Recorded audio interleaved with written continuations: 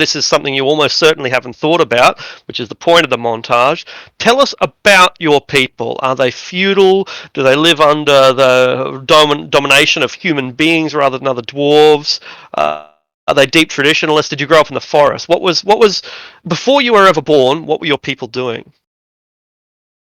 Um, I guess they were uh came over to the United States. Kidding, from Right. Europe, from England, Yeah, yeah, and yeah, yeah. so the concept of this character is probably for a while here is he's a fighter. He um had a wealthy clan, Stormluck, probably was Yeah. a clan name. And they found minings, and he just had uh desire to um just be on the way of the martial path, and so he joined the knights so that they could fight the version of the knights for the dwarves. Mm-hmm. Um, the hammers of Moradin, And and the they fact that they're just called the go. Hammers of Moradin means that they're probably, a religious order, basically. Yeah, the clerics led armies against orcs and goblins, and for conquering regions that are in trouble. So they just float around dwarfdom, conquering. I guess I don't. Was There's your not much to it. was your father or uncle or grandfather involved in the same order? Is this a hereditary thing? No, no, no. They were lucky miners and Yep. had a nice vein that the family had, and there was no wealth. It was just kind of wanted to go off on the path. All right. Was it very communal style living? Like, was the wealth shared between your family, or did your father and mother hoard it? No, it was all open. It was Yeah. a good Yeah. thing. Kind of like the "Why are you leaving? Yeah. What's wrong with you?" All right. So, about your childhood, when you're just a young, plucky dwarf before you've grown any chest hair and chin hair, what was life like in this relatively prosperous, relatively peaceful settlement that you grew up in? Um, it was untouched. The it, the heart of dwarfdom in society, and protected, and it's a little bit on the edge, but it was still within safe borders. Perfect. So the world was prospering. Cool. All right, you come from the Thunder Peaks down here, which are nominally part of the Kingdom of Cormier, a human kingdom, but it's very semi-autonomous. The humans don't tell you how to live your lives. They're a feudal system, and you're more or less a protectorate within that nation. But as I said, you're so semi-independent that you don't have a governor ruling over you. Human representatives are relatively rare because nobody wants a posting up in the Thunder Peaks or in the shallows of the Underdark where you do your mining, and that's just meant that your family pay their taxes, and that means that they just basically get left alone as long as you're producing the ores and the money that the human kingdom demands. Then they consider you full citizens, just as or almost as important as the humans that make up the majority of their feudal system. Um, Tell us about your first. I hesitate to call them adventures, but your first taste of combat, for example, your first quest. When were you? I know did you started as a soldier, right, or did you start as a knight? Which No, it's a squire. a That's squire? Perfect. been fighting for. I guess he's 75, so 50. So as soon as he could leave the house, he left, and he Perfect. was in term. So he took whatever job they would get him to give him the training.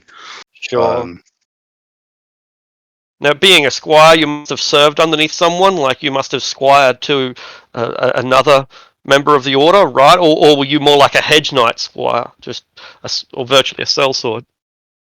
um, no, like cleaning pots and pans and all Yeah, that stuff. I mean, it's more of a military. So it's like, hey, you're joining up with the Knights Templars, and you're gonna do whatever jobs they do, and they're gonna train you along the way eventually, right? So brilliant. Shit kicking for like full 10 years. yeah, Um, yeah. beating horse blankets and as you say, pots and pans and sweeping and anything else.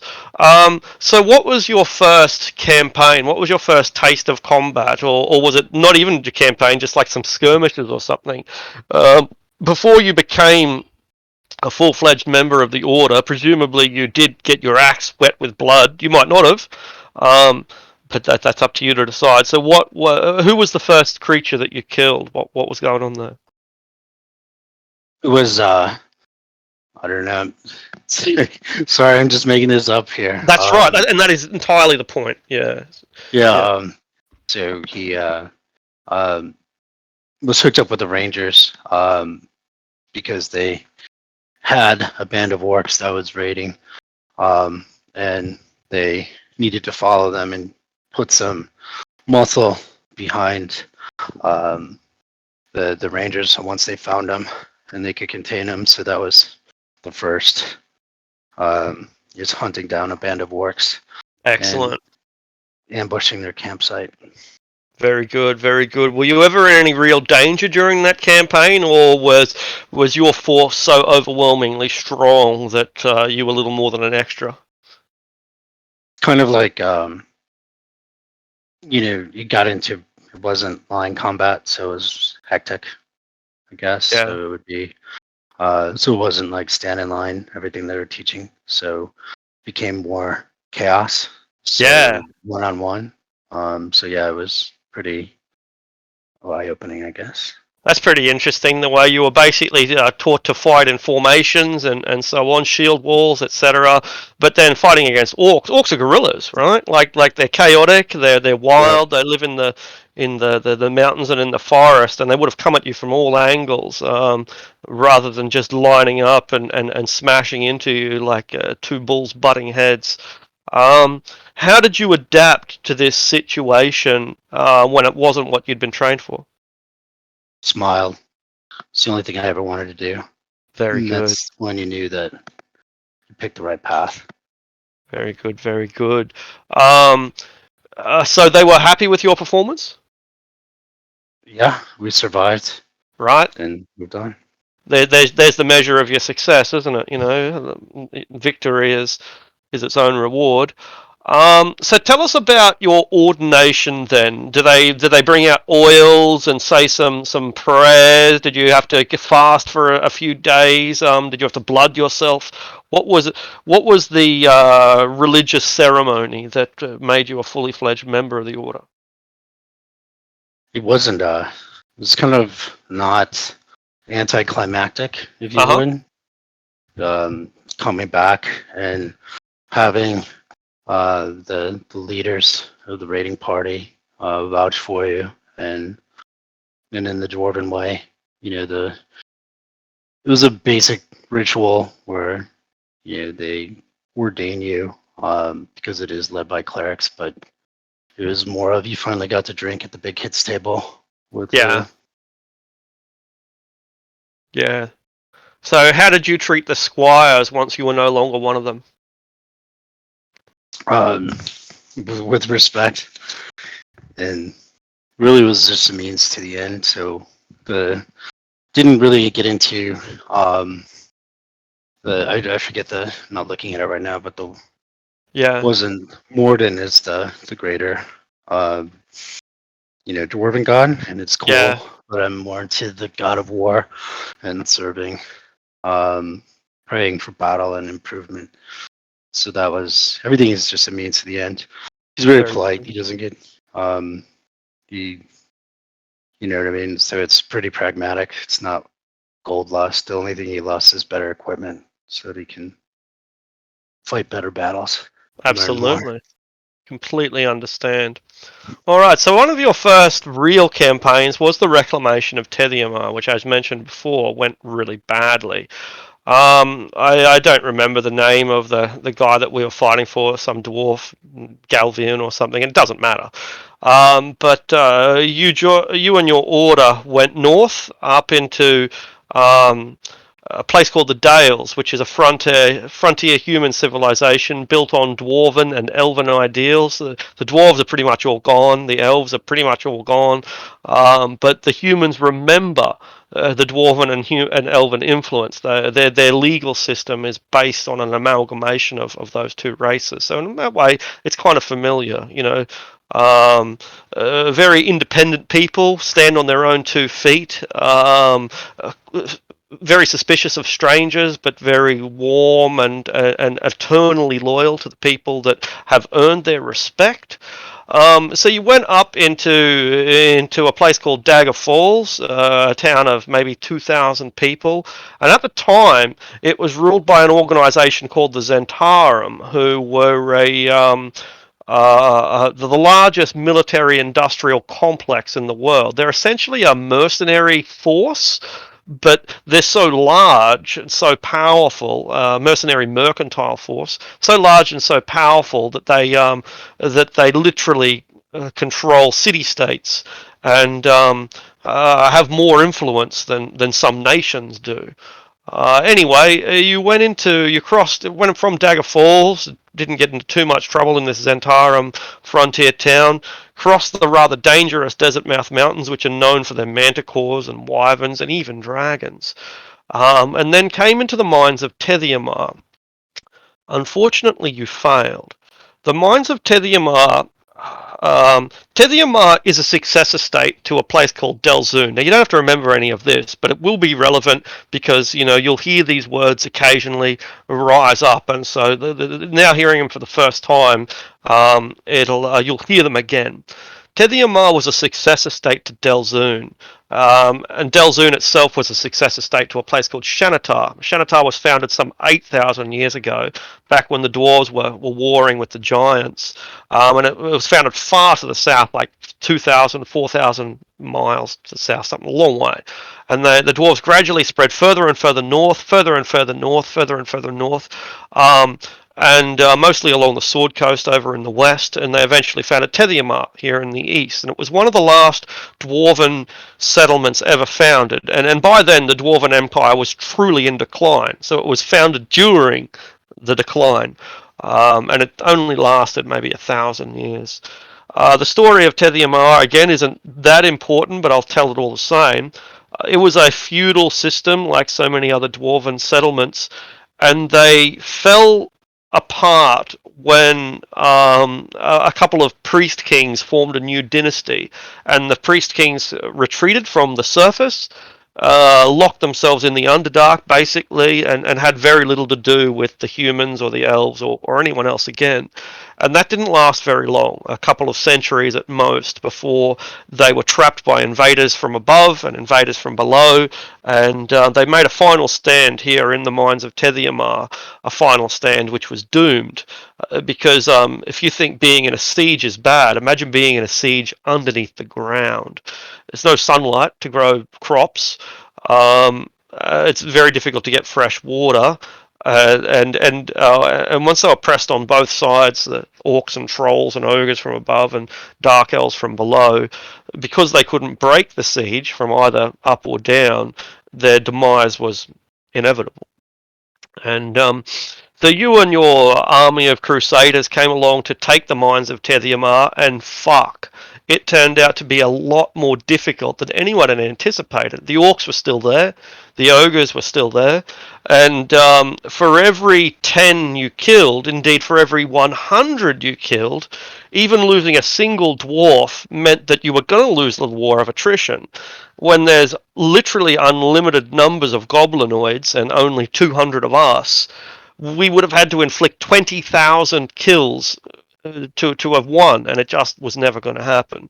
But dwarves, being who they are, tenacious, they refuse to give up, and for every 10 feet of ground they made, they lost one more of the 200 who invaded, and eventually the self-proclaimed king was killed. So tell us about your role in this. If you can imagine yourself opening these ancient gates of Moriah, it's like a story like Balin or whichever dwarf from the Lord of the Rings it was. I don't bloody remember. But imagine opening the gates of Moriah and 200 dwarves trying to take Mariah from 10,000 goblins and a Balrog and who knows what else. It was always going to fail, but we didn't know that. So tell us what you were doing during that campaign.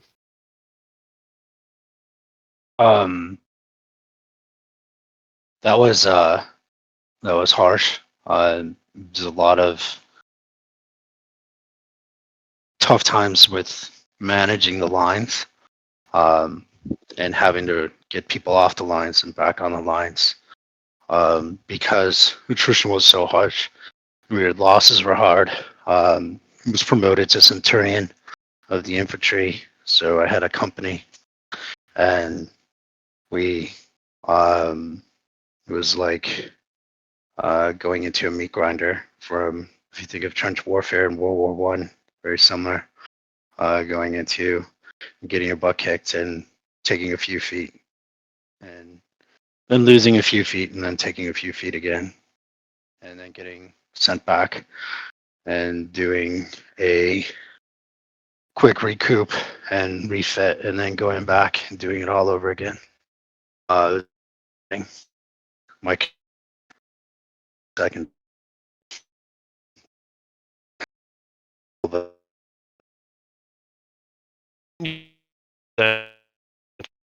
Uh, uh, was still no. because I'm lucky. You must have made the That's decision to retreat. You know, why didn't? yes. Um, as you're cycling through, there's only a couple things you can do, and you can see and understand an unwinnable solution. Yeah. Wasn't my decision. Maybe if it was, I might have not retreated. But being neutral good, I follow orders mostly, and from the higher ups, and Yeah, so I did. So doing that's what the good. good soldier would do, I backed my men out. Had good leadership, and we were able to make a stand. Very good. Very good. Well, you never really got that far. I'll show you a map of Tediamar, because you only ever got to the first level. You never got any further than that. And there's multiple levels to where is the Tediamar map? There's multiple levels to this mine, and we never got any further than the first level. So it was a disastrous campaign, unfortunately. And one that you must have felt a great deal of bitterness and pain about, like any military officer would feel that kind of, I don't know, resentment at having failed. And now and so that was like 25 years ago. You were just beginning your career back then, and what have you been doing since then? Imagine you got to like level 3 or level 4 back then. You're level 7 now. So over the past 20 years, what have you been doing? Um, so staying in, making the best of it. From going to different skirmishes, I didn't leave. But this is kind of stepping out for the first time, trying to reinvent. You can only take that war so long. Before it was good, but I didn't want to be on the path of general, or taking a higher ranks. I wanted to be the path of self. Um, the higher you go in the military ranks, the less fighting you do, and the more administration you do. So he wanted to.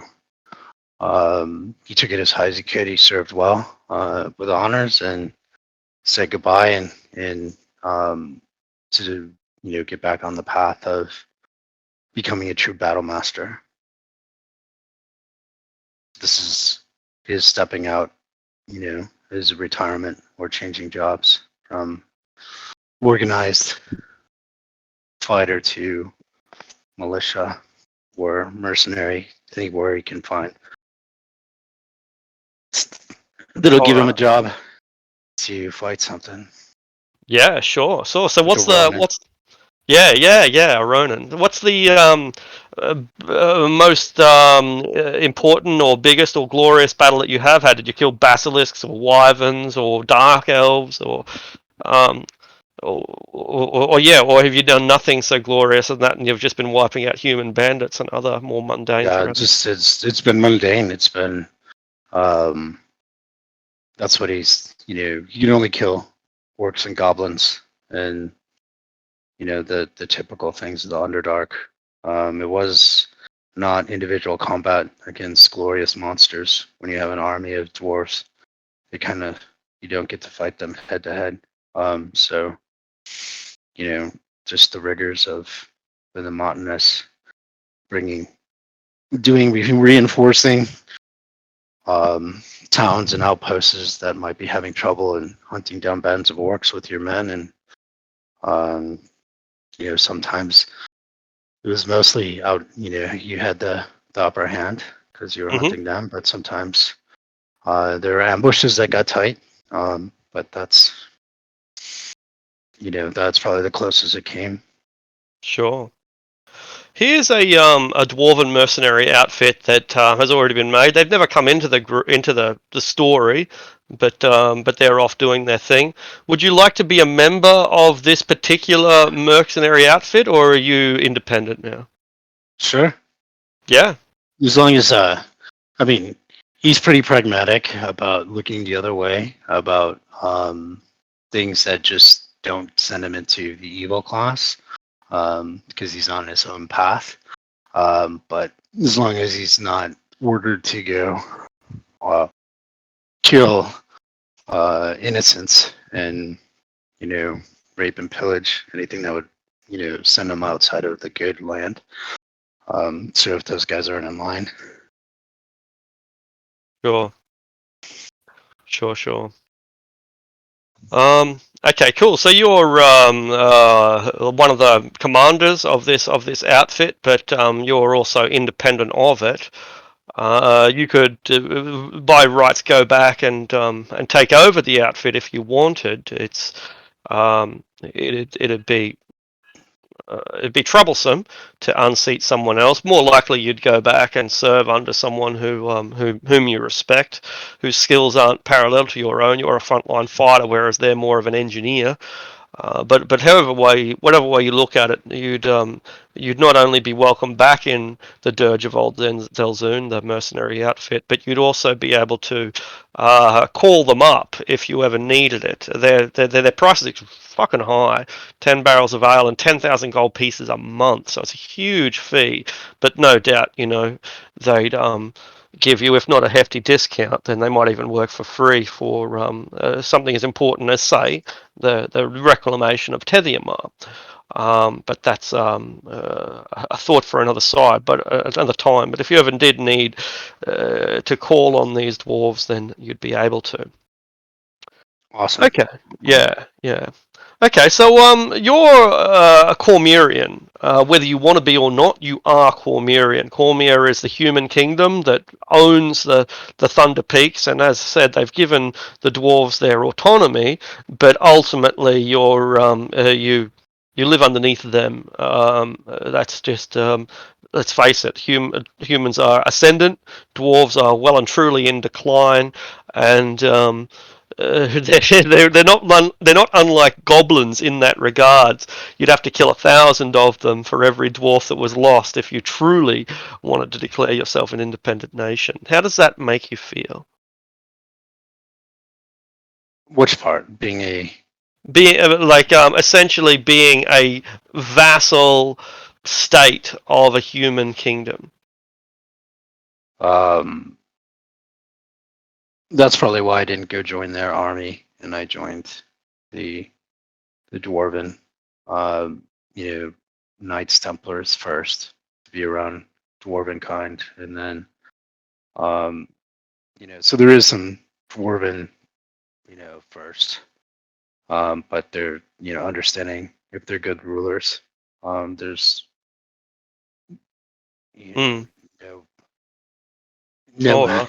no shame in bending the knee if they're um,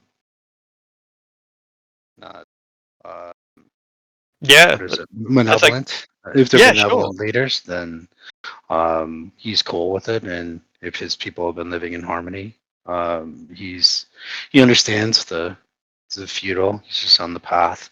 Again, he's very pragmatic. Like war Mm. is the only thing that he looks forward to, and he's happy there's conflict. Very good, very good. And they are a dwarven inspired people. The ideas of chivalry and feudalism and monarchy can be thought to be dwarven ideals ultimately. Most dwarven governments are built around that sort of political nuance. So anyway, Cormier is currently in disarray. I mentioned earlier that there was a kingdom whose king has no sons, only has daughters. That's Cormier. The good King Arzun IV is an Arthurian figure, a true legend. He died fighting a dragon, so he's like Beowulf in that regard. He led wars against invaders. He ruled justly and fairly, like Solomon. Like the guy was a legend in his own lifetime, and he's only just recently died in the past 18 months or so. And because there was no son to take over, the crown passed to his grandson, who was an infant, only a couple of months or maybe even a couple of days old when the king died. But he was never crowned. They didn't have a chance to crown him because shortly after the good king's death, the infant king just disappeared. And there are a number of conspiracies as to what happened. Some people say that he was assassinated. Some people say that he was kidnapped. Others say that he was whisked away by loyalists who were just keeping him safe so that the assassinations or the kidnappings wouldn't happen. The fact is that nobody knows. And at the same time that he disappeared, Merlin, the kind of arch wizard whose name is Vandergast, also disappeared. So Arthur was slain, ancient Arthur. The Merlin just vanished, and that just added to conspiracies. People think that the wizards were involved, the war wizards. Some people think that they're trying to establish a magical republic to get rid of the feudal system altogether and replace it with like I said, a republic. Other people just think that it's a power play by various noble families, that a new dynasty might be founded. And this dynasty has lasted literally 1,300 years. It's probably the longest lasting dynasty in the world, just about. Um, and this disarray hasn't quite caused Cormier to fall into civil war yet, but it's about as close to civil war as can be. And I think by recollection, one of the war wizards might have just last month declared himself the new king. Did that happen in this game? Yes. I thought so, yeah. So civil war has kind of just broken out because there is now a new usurper, not on the throne, but has established himself in the second biggest city and said, "Look, I am the new king." But there's still a princess regent sitting on the throne, the daughter of the king and the auntie of the new baby king. So if civil war hasn't broken out yet, then it is very much about to. And in fact, you might as well call it civil war because if there's two kings, then that's about as complex a political situation as you can imagine. Now, you're not involved much in this. You have gone north. Why have you gone north at this most pivotal of times when war is on our doorstep? So I'm north of all of uh, Cormanthier. Yeah, that's right. Like we're up here in the Dales, a couple of 100 miles north, and we're about to go back to Tethiamar, although we're currently in Dagger Falls. Why is it that you're up here when you're needed down there? Um, so, what is the name of the dwarven mercenary outfit that I was working with?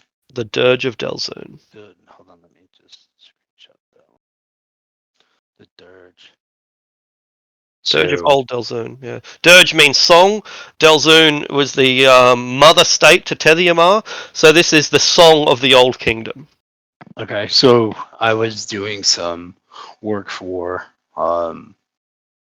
the the work of the old kingdom, the dirge of the old kingdom, dirge of old Delzium. So can I be freelancing for them?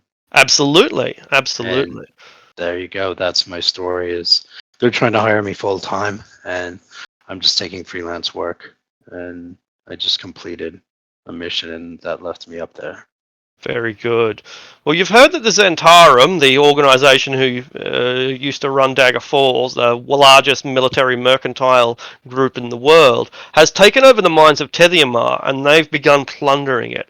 So it's one thing to go into this living tomb and to steal the mineral wealth, which is not just iron, but also mithril and adamantine, the most valuable metals in the world, just about. Not only are they stealing the mineral wealth, which is by rights yours and your people's, it's inevitable that they will be plundering the tombs as well, if they can find them. And the bones of your ancestors and the relics will fall into their hands. It's inevitable. Um, so while your outfit is caught up in modern human politics, and politics come and they go, perhaps in your eyes, the desecration of the Zentarum's operation is more important. Um, um, I agree. That sounds like a good cause. Very good, very good. And so you travel up through the Moonsea Ride, which is like a no man's land that is gripped by plague right now. And what a plague it is! It's clearly a magical plague because people are manifesting fiery runes upon their skin, and that's giving them the ability to use strange magical powers, even if they're not magical themselves. And this plague is so virulent that not only is it affecting humans and dwarves and halflings, not only is it affecting horses and rats and dogs. It's affecting trees and rocks and things that don't even have immune systems. But rocks are exploding into blue fire and floating up in the air as if they were helium balloons. Trees are animating themselves and ripping themselves out of the ground and walking over and going down to the river to drink. It's phenomenal in the traditional sense of a phenomenon. It's bizarre. How do you react to this plague when you see it for the first time? So let me get it right. Yeah. Things are animating themselves. Right, and you would have been one of the only people who's seen this. As far as most people are concerned, there's a plague. As far as most sages are concerned, this is a magical plague which is manifesting itself through fire, and people are developing magical powers. But you see it with your own eyes. It's making rocks fly, for God's sake. It's, that's heavy medicine. Yeah. So do I feel like it's um am I under threat? Do I feel evil? Do I feel like is this like is this just a mad wizard gone crazy and corrupting the land? Is this I don't know. Like, Good questions. Let's make an insight check. So this will be your first roll for the game. Open up your character sheet and click on the insight button. Maybe someone else can explain it better than I can if you can't work it out. I just gotta get out of the. If you open your sheet and you see the boxes on the left, if you go down, there's skills. I'm trying to get back to the character sheet, but there's like lots of journal stuff. Like a minute. Yeah, sure. I don't see I'll my help you with character anymore. Oh, yeah, so you'll be in Heroes, Heroes of the Dales. That's where you'll find your character sheet. Okay, I see. There it is. Thank you. Yeah, no worries. And it is a insight. Yes. Yeah. Sweet.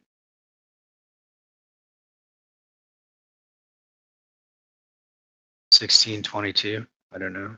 That's good. Yeah, perfect. So this is where advantage comes into it. By the way the character sheet is set up by default is that you'll roll twice. Now you can change that if you want. I tend to not bother, but this is the advantage/disadvantage mechanic. If it's a normal roll, what we call a flat roll, just always take the first.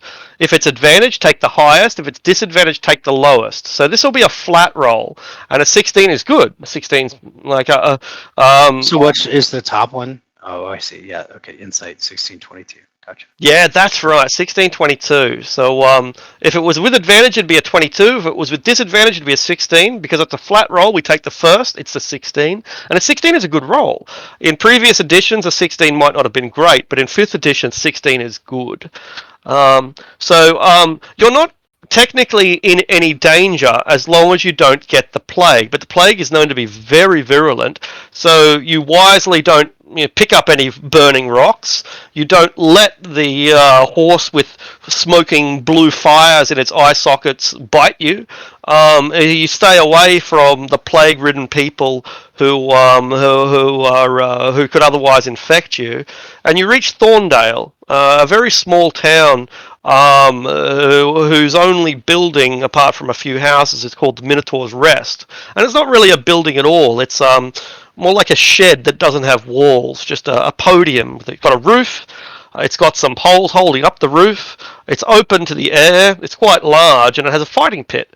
Or it did have a fighting pit. That fighting pit has been converted into a mass grave. And 20 or 30 people have been thrown into the mass grave, and you arrive just in time to see a plague-ridden man named Smiley, who's burning up himself. Get ready to crawl into the pit. Do you completely avoid Thorndale entirely, or are you curious enough that you want to witness this the death of an entire hamlet? So they're throwing themselves into the pit. Precisely. Like the town only has like 20 or 30 residents, and they're basically all already in the pit. There's one guy left alive, Smiley, who runs the Minotaur's Rest, who runs the local, we call it an inn or a tavern, but it's really just a shed without walls, a place for you to sleep, then the rain won't fall on you.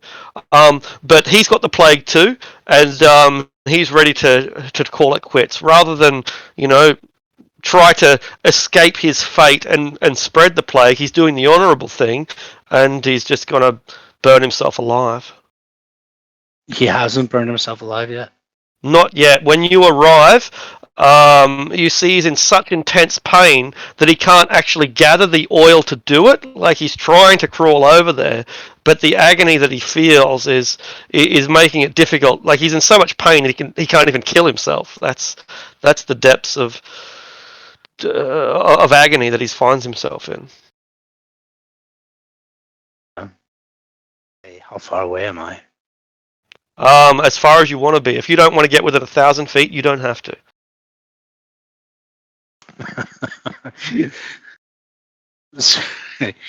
Zero, I walk up and I'm like, not close enough, but I'm like, do you need help? He chuckles in spite of the pain and coughs a little bit. And when he does cough, small blue sparks, like small fires, come out of his nostrils and his mouth. He says, "Can you hand me the oil?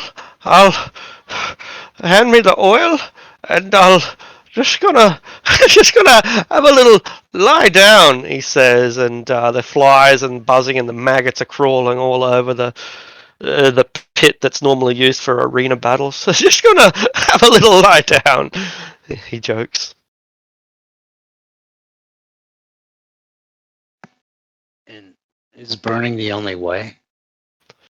I don't know any other way. You got any ideas? I can help you out. You can cure the plague. Make it quick. I can make it quick. So you don't have to burn yourself.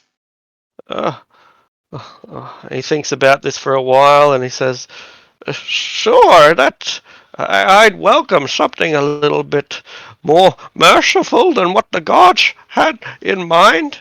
But when you're done, roll me in there and burn me like the rest of them, won't you?" I will. Is there anything? Is there anything? This is the only way. There's no one or anything that can help you? You've given up. Don't know. I ain't seen anyone who knows what to do about the plague. People been avoiding this place. Ain't been no caravans going between Cormyr and the Dales for months now. If there's a cure, I ain't heard of it.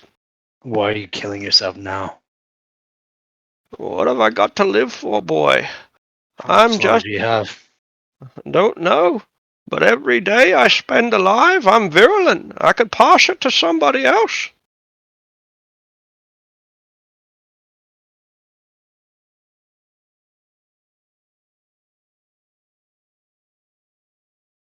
It's your life. I can help you.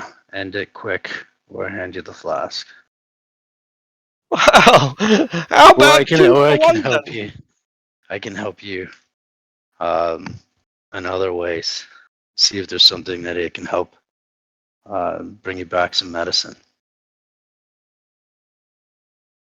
Uh, uh, I don't know if I tell How you much longer what. did it gotten you?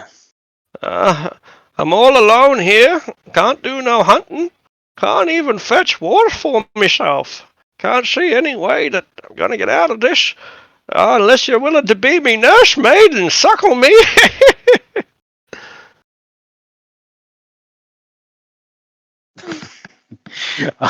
I could give you provisions and make you comfortable, and you can stay for a while, and then you can work on hope, or I can help you now. It's your call. You got any poison? No. That's a shame. I wouldn't mind having the option, of getting it all over and done with. Wouldn't mind just sitting around in me chair for a while, but I don't know. I don't think anyone's coming for me except the Reaper. How long you been sick? Oh, about a month, I suppose. First manifested, and you can see that his clothes are literally smouldering, where the fires burn like candles underneath it, little blue candles, and they're intricate patterns that decorate his body like tattoos. Just keeps on spreading. I've learned some strange tricks though. Oh, I've learned some strange tricks. Hey, watch this.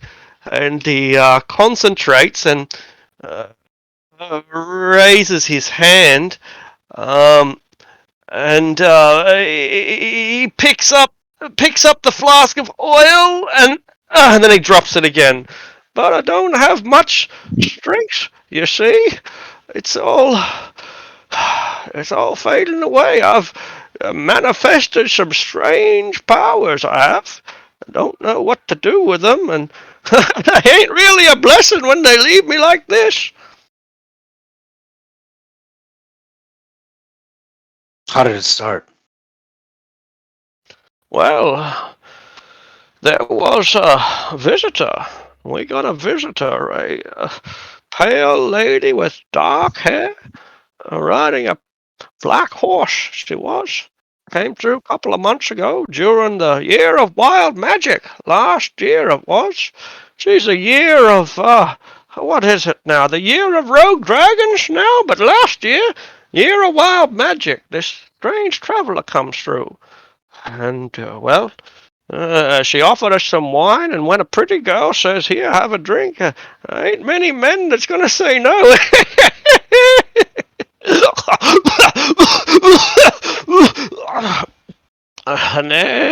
And well, it started to manifest from there, you see.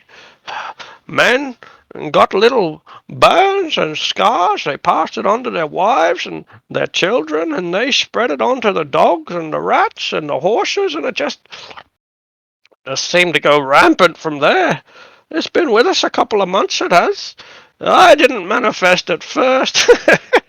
No, I got the pleasure of watching everyone I've ever known get consumed by by this magical infection, and serves me right, you know. serves, serves me right after a life of sin that I should live to see hell come to my house.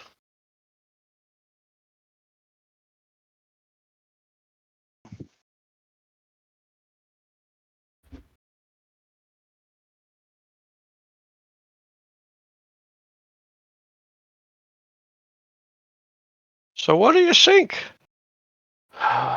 What's your advice, stranger? I see you got three options. I can bring it back, help you get up, make you comfortable in your house, give you some provisions, and you can wait and see if I can go find anybody that knows how to come back and help. I can hand you the flask and you can burn yourself alive. Or I can help you pass quickly and painlessly as possible to the other side. Well, you know, two of them seem less fun than the other. You know, if I'll think I'll just sit here a while, I'll waste away soon enough.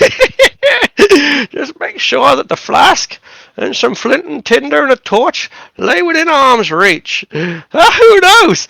Maybe I'll set fire to myself by accident, and then I won't have to decide.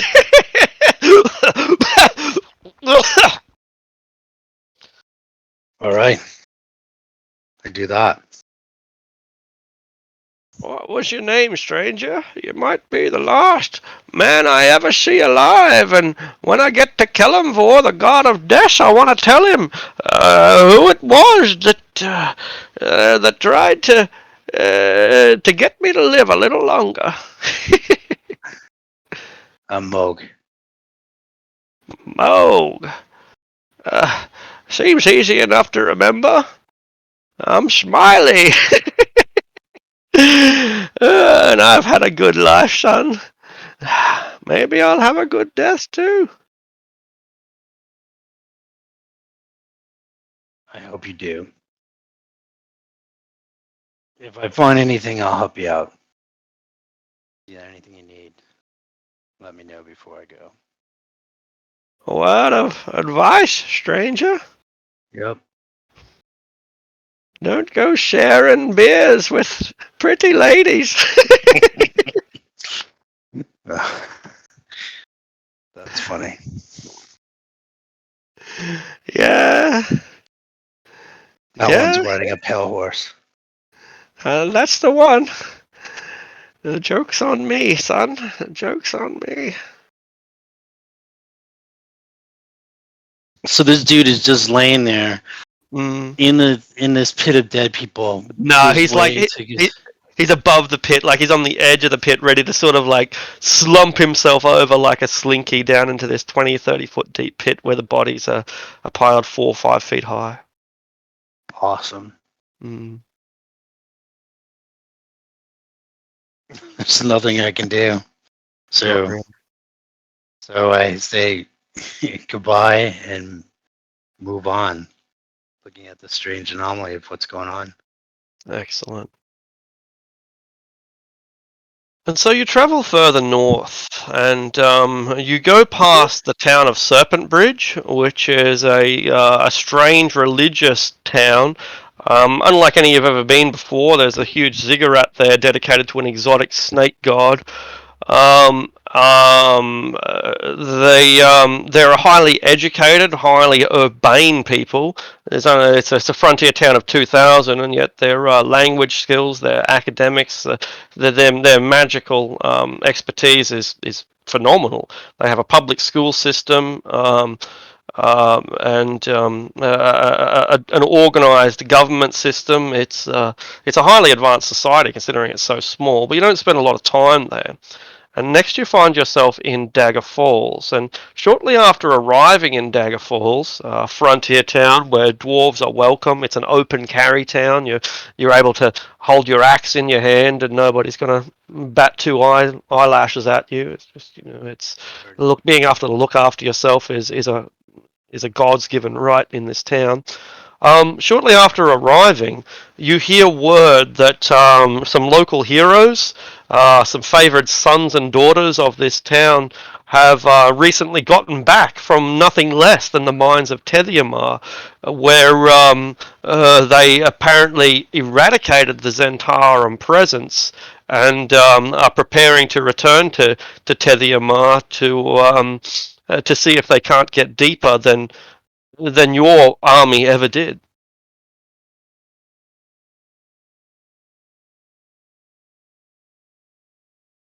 That's interesting. Who do I see? Anybody, or is it I just hear that this group is going? Yeah, you would probably run into the sergeant here, a woman who's not even 5 foot tall, with long crimson red hair that goes halfway down to the back of her knees, um, and she says, "Yeah, they they're a pretty successful bunch of people. They've been looking after a bunch of slaves, liberating and like. Way I hear it, they crossed through the border forest. That place is haunted with all kinds of wicked creatures, fairies and witches and such. And didn't bother them not one bit. Well, they's made it back now. I think you can find them somewhere here in town. It can't be too hard. Why, I do believe that one of their members, he's kind of like a golem. He's walking up there in Silverwater Steel. Mr. Silverwater, he ain't there no more, going back to his estate, and kind of left the machine in charge. And don't ask me for no clarification. I ain't never met a machine before I saw this little thing.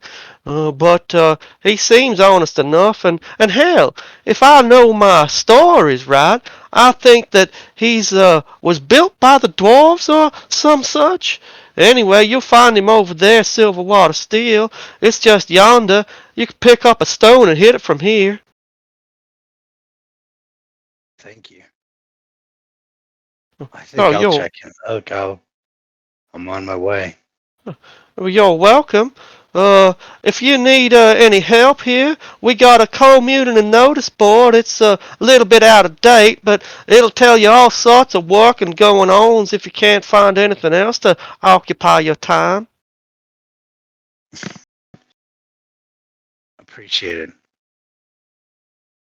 Well, toodaloo, and keep your nose clean and keep your wits about you, 'cause well, the justice is swift round here, and you don't look like the nefarious type. I don't take you for no pickpocket, nor killer or nothing. But if you end up on the wrong side of the law, then you're going to be hanging high from a rope that's a little bit too short for you to reach the ground. Understood. I'm glad, 'cause it ain't no threat. It's just the way we do things round here. I'm sure you get it. I do, and I appreciate it. He nods to her and starts walking towards where the golem is, and then says thanks to the war god for potential to get him back into the mines.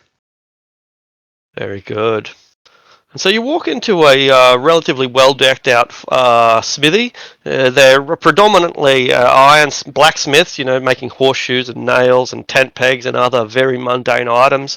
But they make weapons and even full plate armor and silverware and little copper trinkets. So they run the full gamut of jewel craft through to weapon craft, but they're predominantly plows and so on.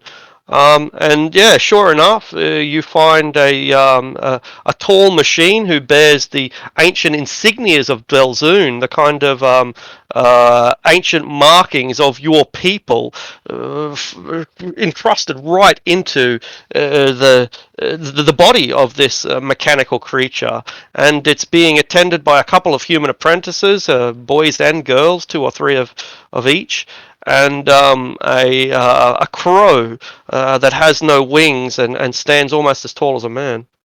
Do I know these things? Like, do I have an understanding of history or lore?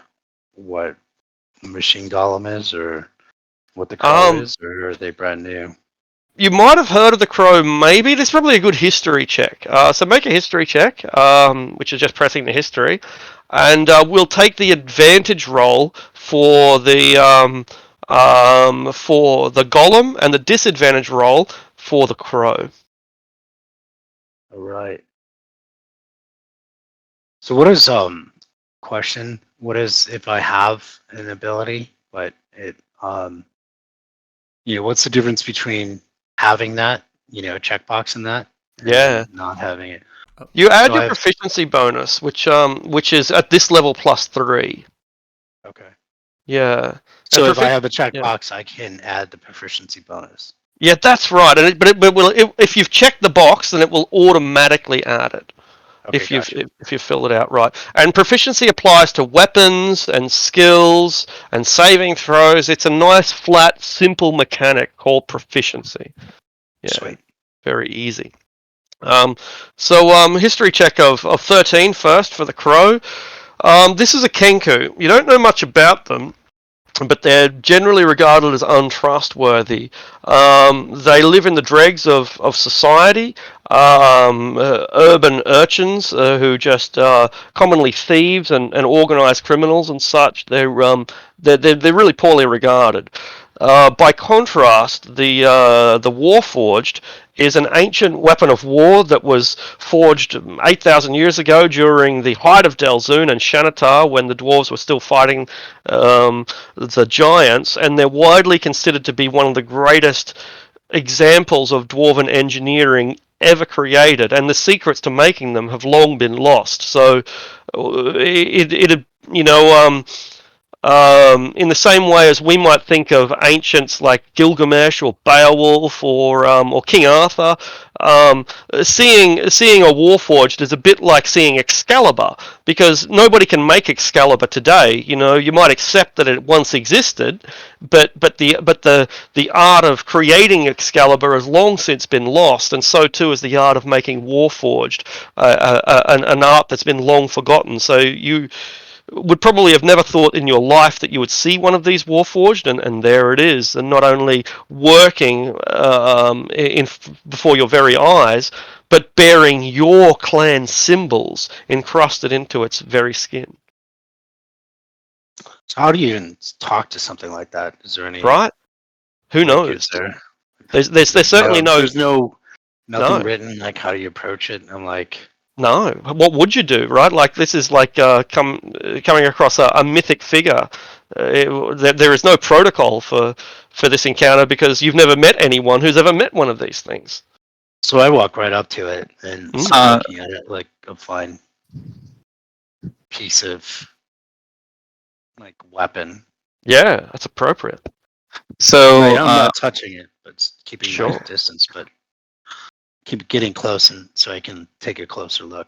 It's very good. So Artisan, I guess, would have his back turned towards him. He's currently working on a weapon, Sounds good. and when he starts approaching, I guess the Maud would see, or whatever his name is, Mog would see a metal spider-like construction run around the corner and look at him, and then he starts jumping up and down and clicking, like furiously turning towards the construct before you. And Artisan turns his head, and he drops his tools immediately and stands up and walks towards you. And he I guess as much as a robot could look visibly excited, he sees you.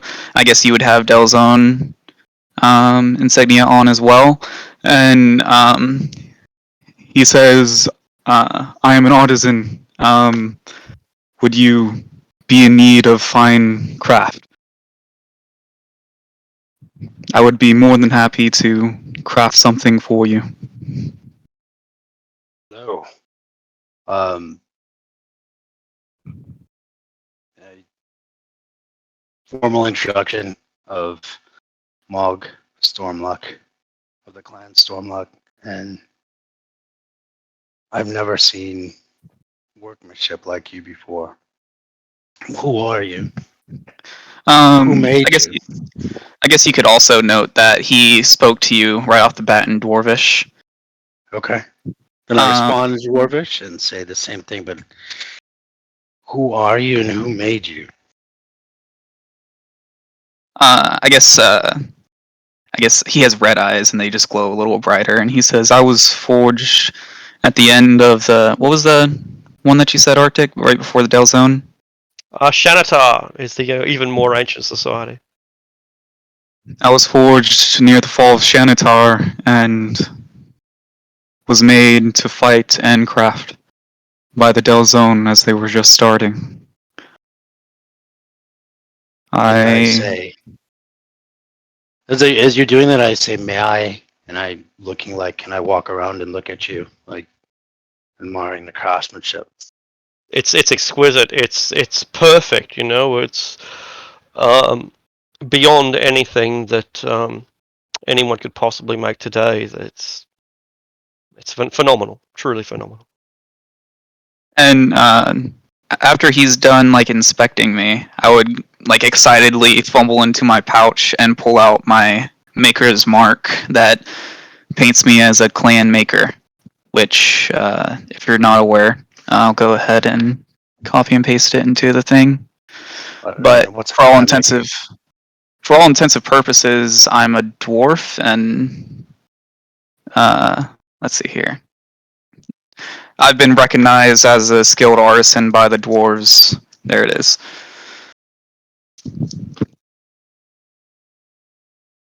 But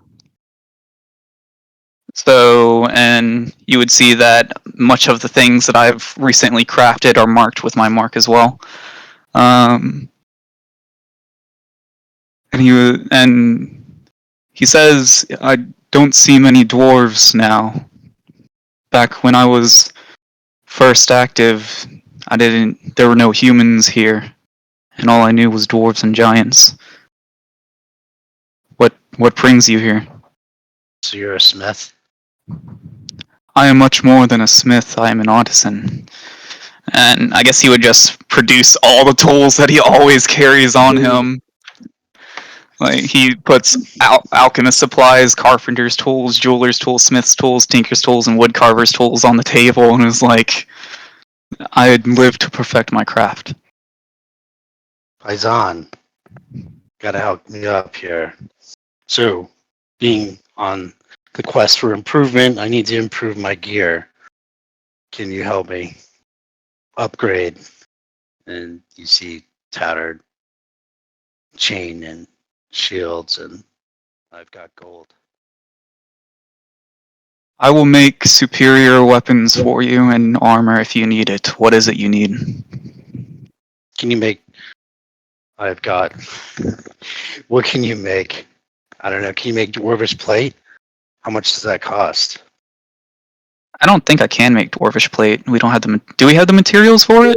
We What do you probably do need?" now because you need adamantine and mithril, and I think we finally have both. What is the cost?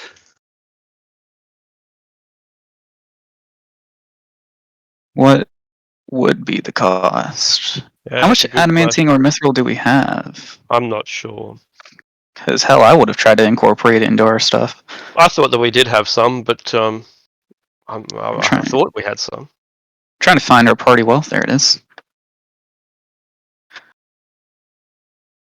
I think we only have enough mithril There. to make like a small weapon.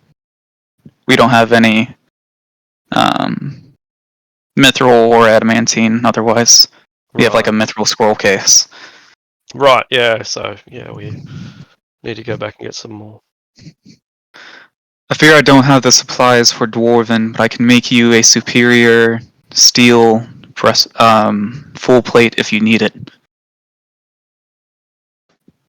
as well as any weapon you need. Would it be full plate? Sure. Yeah. All right. Let's get my arms and armor guide. Just wondering, 64 days. What was that, oh, I thought you'd Carrick, say, if you said something? like when you're looking through the rules, I guess I'll explain why. It's like the bird, like while you two are talking, he just stands there, like watching you, and he seems like he's he doesn't seem to be aggressive. He hasn't like stopped looking at you as you walk since you walked into the store, and I guess halfway through the conversation, like he'll just do something with his arm, and I suppose, do you understand thieves' can't? Probably not. It's basically. He Like, says he's having audio okay. issues.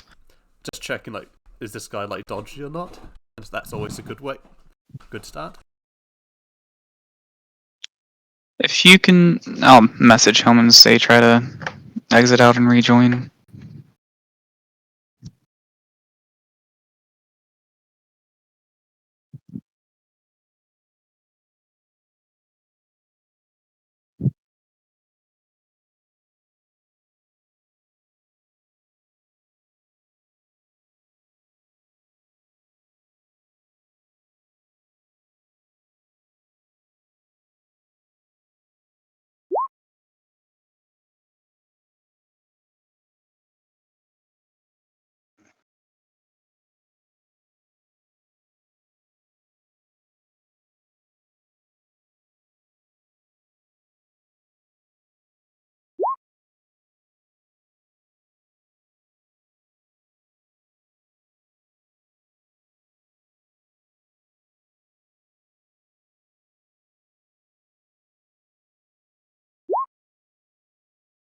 Alright. I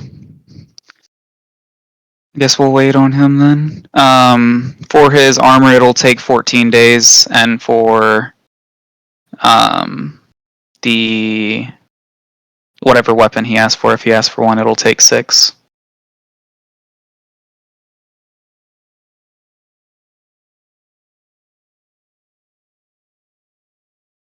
Are y'all still able to hear me? Yeah. I Yeah. see I you. can. Okay. Yeah. So is it 15 days? Did you say it'll take? 14 days for his plate, and if he asks for a weapon, 6 days. So I guess just 14 days if I'm working double. And Yeah. if after these 6 days, would I? Oh, I can also see if he needs a shield. Too. Can you hear us now? Gotcha. Yeah. I don't know Okay. what Good. happened. Just blacked out. Yeah, welcome As back. soon as you, thank you. As soon as you said stuff about can you, that's when I lost it. So I don't know. Can you understand thieves can't? Was the last thing I think you would hear. Yeah. I can't. Thieves can. I don't know. How can I? No, you'd have to be have a level in Rogue, or that's the only way you could learn it. I don't. I do not have it. And I guess he'll just flash it and he'll just put it to Drow. He doesn't know the criminals like that signs. And I guess I would draw sign language to him. Like, of course he wouldn't. He's a dwarf. And then, and then I apologize. That is one of my characteristics. I'm polite, so I am apologize for not acknowledging you. I was just a little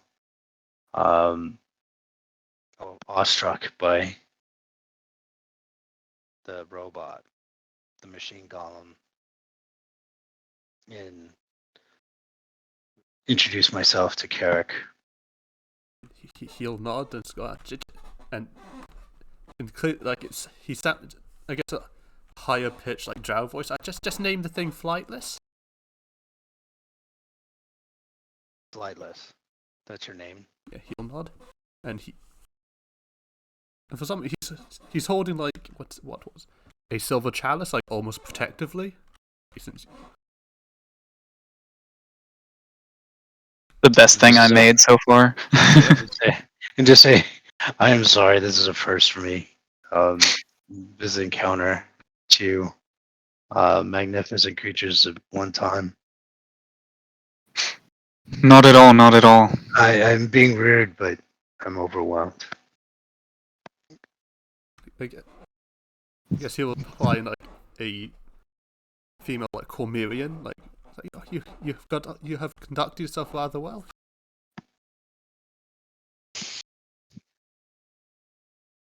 Did you want?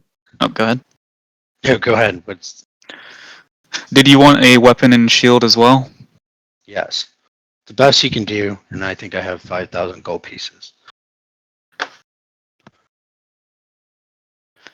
I'll need a Oh. little to live on. I don't know how much all this stuff is supposed to be worth, but I'd be offering a hefty discount without even saying anything.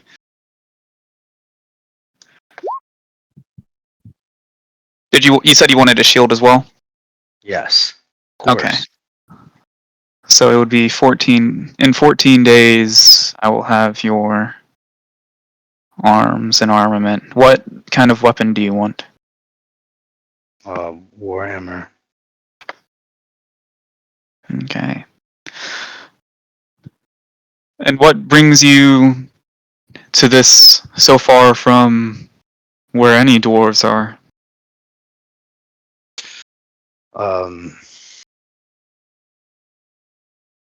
Good fortune. What is the? Sorry, I gotta look up the name of the war god, the dwarven war god. I think Moradin is probably maybe Clan Degan or something. Yeah. So I've got to look at it. I don't know. So Sure, Clendegan smiles, and brings fortune. I feel he's bringing fortune. What are you two a company? We are. Our party is otherwise. Well, us three are a company. Our party is otherwise indisposed, but yes, we are an adventuring party. I'm simply here to craft for my party, or I guess I would call them a clan in Dwarvish, my clanmates. And are you fitting your clan to conduct an expedition to the mines? I guess his eyes would narrow at that, if a robot's eyes could narrow. Like, yes, we are. We've just returned, and we will go back soon. Although we will have a slight detour before we head back. Sergeant said you were going. I don't mean to pry. I spent quite a long time there with the Hammers of Moradin, and tried to take it 20 years ago. If your company is looking for anyone to travel with and potentially help, I'm looking for work.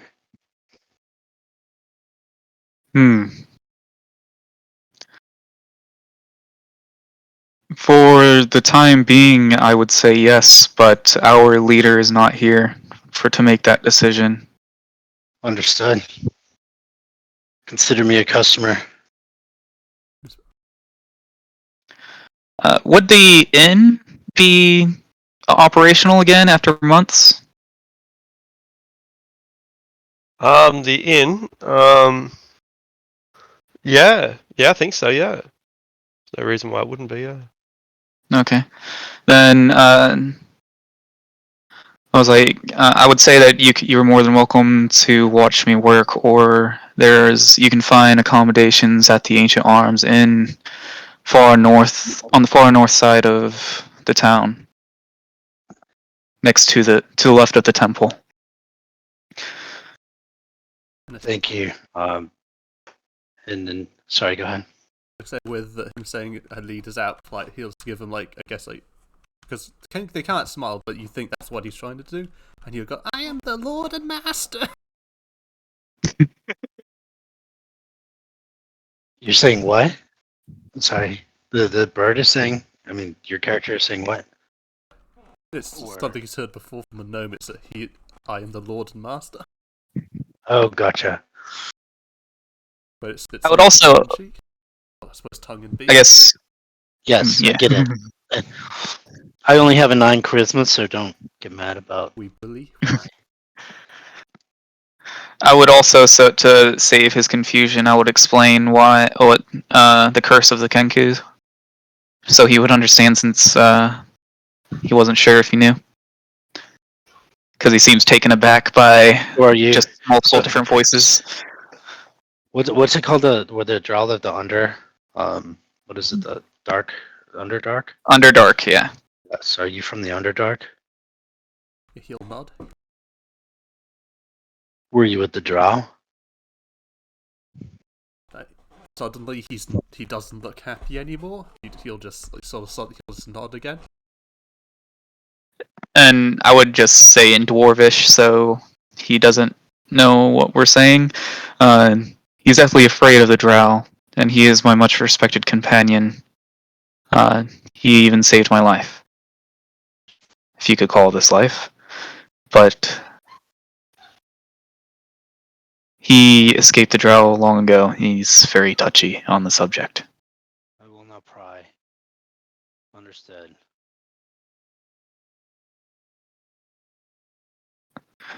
I've stayed too long. I'll be back.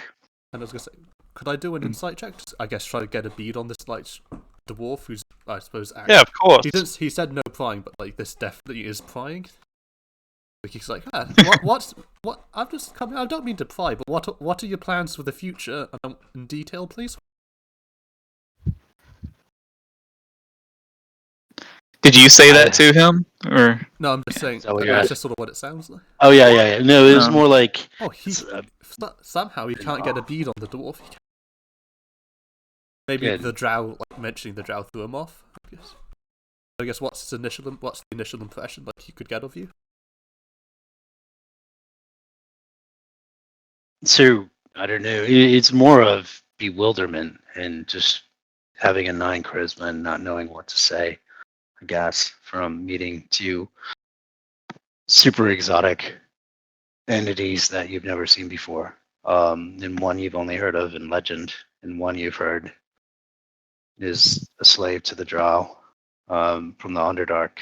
And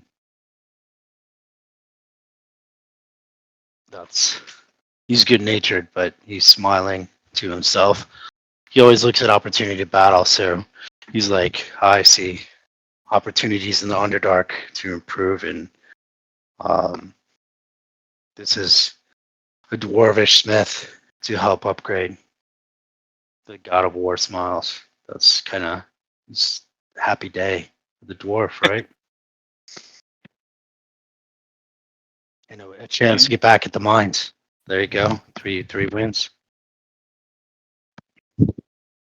are we going to speed past the next 2 weeks, or do stuff in between? Yeah, we'll speed past it unless we plan to go to Shadowdale during that time. I'm having some ale right now. I guess I have my character because we own the cartography place. I'll have him like I guess photo print maps with his like forgery skill. Definitely. Yeah, that's great. That's a good use of your time. I would. Do you want me to roll his equipment? Yeah, go ahead. Yeah. So I'm going to be guidancing myself for each of these, and if need be, I'll be Flash of Genius. My I guess helpers would put me at advantage. Yeah.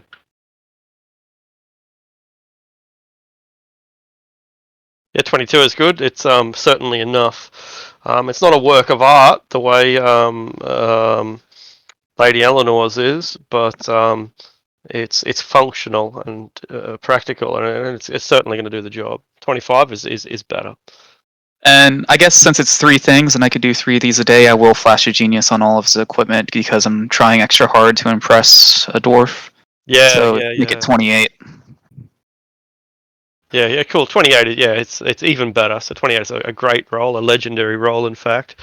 And Moog, it's one of the nicest suits of armor or weapons that you've ever seen. It's not kingly, but it's suitable for a duke or a general or something. It's right up there, and certainly the best that you've ever been offered. And I have the filigree of the Delzone and his god on all over it as well. Oh Hmm. my gosh. It's a lottery. 31. So you're going to have a godly warhammer. So 35 on a warhammer. That's freaking awesome. Yeah, it's not. Muradin himself comes down and says, "I want that." And And then his shield, 23 plus 4, 27. So 30 on a shield.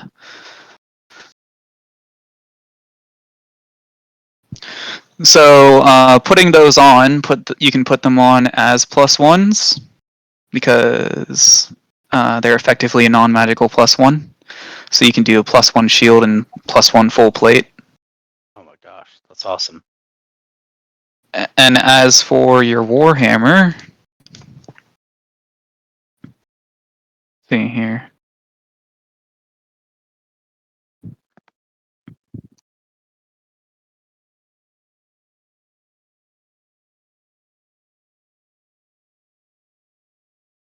It would be a 1d10 instead of a 1d8. That's that's awesome. How awesome.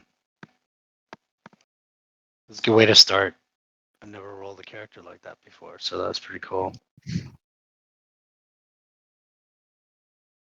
And the price would be...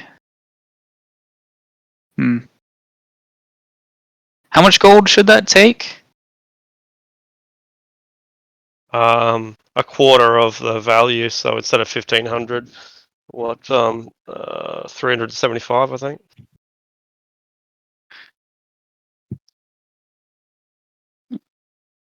Let me look up the value of a warhammer and other thing as well.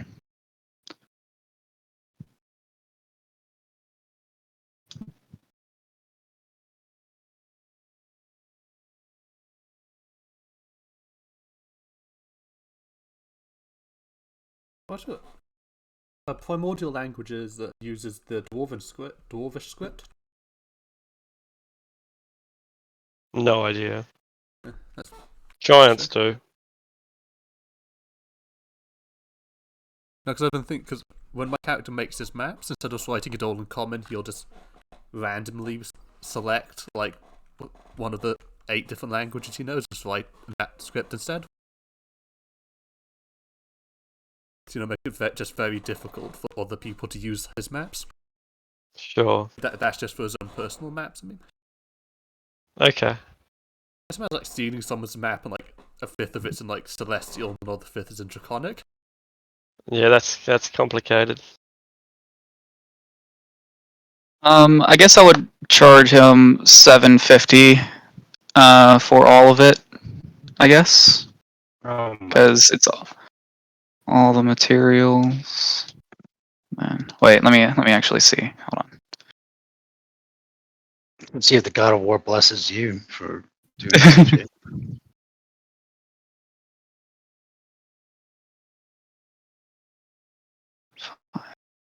Not bad. Yeah, that's Yeah. nuts. And the thing is, it's all going to the party wealth. So Yeah. So it's recycling money. Yeah. yeah, you're not losing it if you're joining the party. So yeah, you have godly weapons and armament for, well, at least the shield and hammer, but lordly and godly weapons and armament for 750, and most of that is just because of making it superior. That's awesome. You just rose me to a 23 armor class. Dun, dun, dun. That's Bad rolling. 23. It's huge. It's hard to hit 23. Trust me. Yeah, I'm at a 22.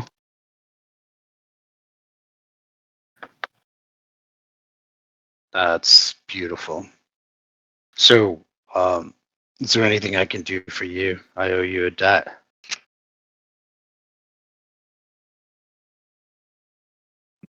Um,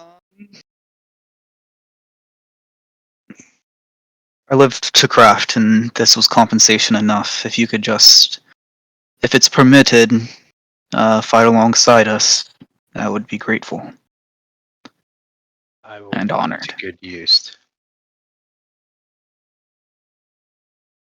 That's freaking awesome. Yeah. Yeah. So, your hammer and shield is also going to have the other symbols on it as well. And you also see my maker's mark on it, which I actually pretty like. That's cool. Now you can go brag to all your dwarvish friends that an ancient dwarven relic made you some relics of your own. It is not. It is not an everyday occurrence. Let's just put it that way. But cool. All right. So you geared me up to go dive into the mines with you guys, right? Yes, and because you were a customer, and the owner of the place is not there to tell me what to price stuff. I would also, I just want to note this, Arctic. I need 2 platinum rings, and this place would definitely have some rings. Oh yeah. You can get some platinum rings here. The value of which is equal to the normal value. So if you want 100 gold piece platinum rings, you can get 100 gold piece platinum rings. Yeah, this is the place to get it. All right. He's not here, but I'm just going to leave the coinage on because that's his craft. I'm going to leave the right amount of coinage. Yeah, the apprentices take the money. They do the cashier side of stuff anyway. So they'll know if you're not paying. They can't really be mad about me using the forge that I was already using and then selling it as my own because, yeah.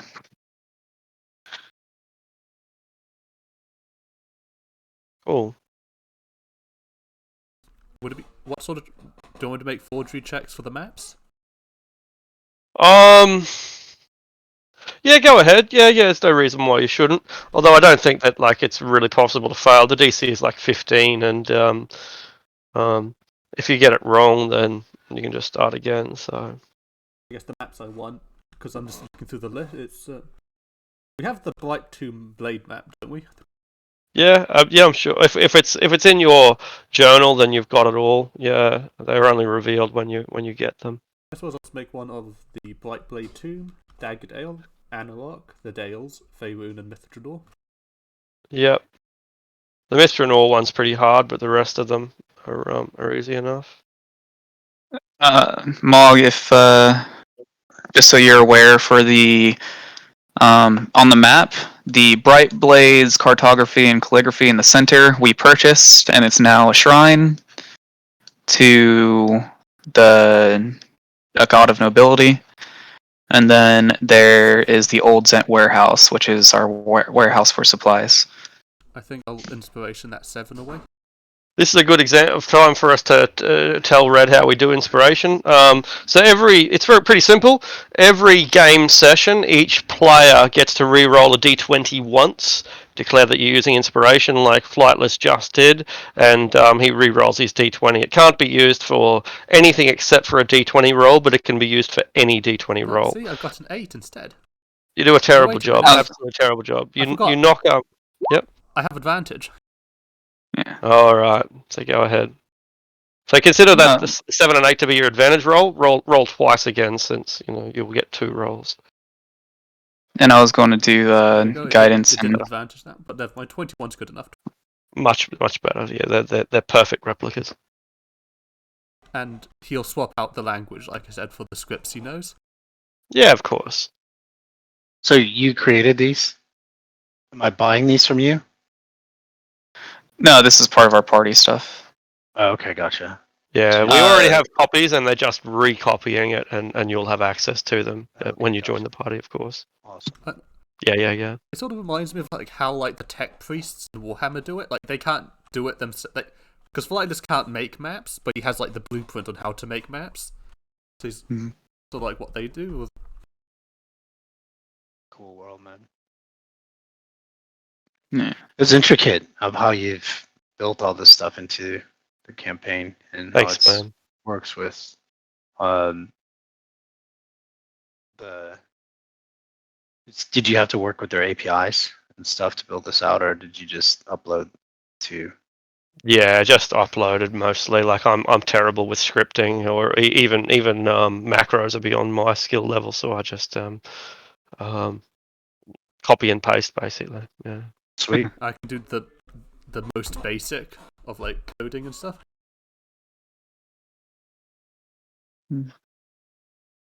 Yeah. It's always changing code. So as soon as you learn it, Okay, there we something go. new. But his maps are ready. Yeah. Sweet. Do we want to go ahead and make start the trip to Shadowdale? Yeah, sure. Yeah, that's that like I'm happy to call it whenever you guys want to go. If you wanted to go for the full extra hour, then we can absolutely do that. And if you wanted to call it now, then that's fine as well. Whatever's good for you. Yeah, Um, totally I'd whatever be you want. fine with going ahead over there. So Just say when our next, Yeah, so next time we can just start straight up in Shadowdale. yeah.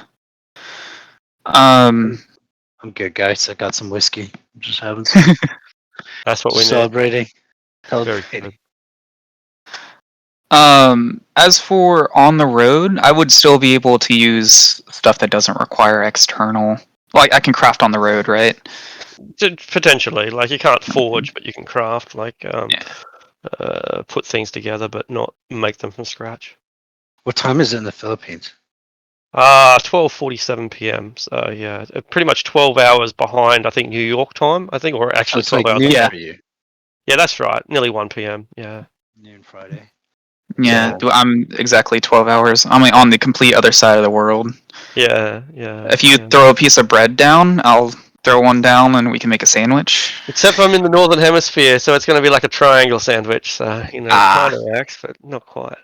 I'm in Chicago, so Okay, cool. Is that New York time? Central? Yeah, Yeah. I thought it must be central. Yeah. Yeah. Yeah, I wanted to Derek, where are work you on. at? Are you in the I'm in New Zealand. UK? New Zealand? Holy cow! Yeah, we have Yeah, a well, few Americans, and do we have anyone in Europe? I think we used to. If we don't, I'll have one right now. Yeah. So Loin is in England. Yeah, he's somewhere in England. So you have an Aussie, a Kiwi. Yeah, an Aussie in Asia. You're from England though, aren't you, Carrick? Right? Yeah, I mean, Is that right? Yeah, originally. So we've got an Aussie in Asia. We've got an Englishman in New Zealand. We've got an actual Englishman. guess 3 Americans. even more originally, Hey. I was born in Kenya and I lived there for like You 12 gotta years of my life. Good God, The man! Kenyan who moved to England and in New Zealand. Yeah. If we want to go off that, I was born in Germany as a German citizen. Oh, so. really? I didn't know that. Yeah. Shit. Yeah. We're almost as diverse as like a D&D. Right. Yeah. There you go. And now we're all stuck in our homes under lockdown. And do you know what's funny, Arctic? I'm German and Filipino, so. What do you? Oh, are you Nothing half crazy. Filipino? Are you really? Yeah, yeah. didn't My know mom's that. Filipino. Fuck! I thought I knew every. Yeah, because there's a couple. Because you're not the only Filipino in the group. So I had no. I can't believe I didn't know that. Yeah, I have a really. I'm white and Filipino, but I don't look completely either. Like people, I've had someone that used to work with me who just looked at me and was like, "What the fuck are you? I can't like, I can't tell." You're like the Rock. Yeah. Yeah, I don't know what the Rock is. but a lot smaller. Yeah, Samoan, I think. Maybe I don't know. The Yeah, pebble. yeah, the pebble. The Pebble. But yeah, what I was talking about crafting on the road, I wanted to make a better bow for myself, or we could see about getting a Pegasus bow from Pegasus lady over there. We know that she has one because Carrick bought one. Oh no, what? They require strength. So, Uh, one? yeah, I'm not doing too good on strength. I think they require 13 strength to use. Then I'll just be crafting regular bows on the road then. I guess we're off. Yeah. If there's where are we nothing else going? we need to do. We're off We're see heading the to wizard, the wonderful wizard Shadowdale. If you go to the second from the left thing at the top right, go down to maps, and you can do the Daggerdale map. Not Daggerdale, sorry, Dalen's map. Yeah, or I'll just take us over to the big map anyway. Oh, okay. Where is it? Shit, here we are. Flightless pulls out his new map and like points to that. Yeah, it's southeast of us. I think it's about 50 miles. 60 something. So we're on a 50-mile journey. Yeah, 2 days if we don't have horses, or a single day if we do. The party has horses, right? I don't think we do.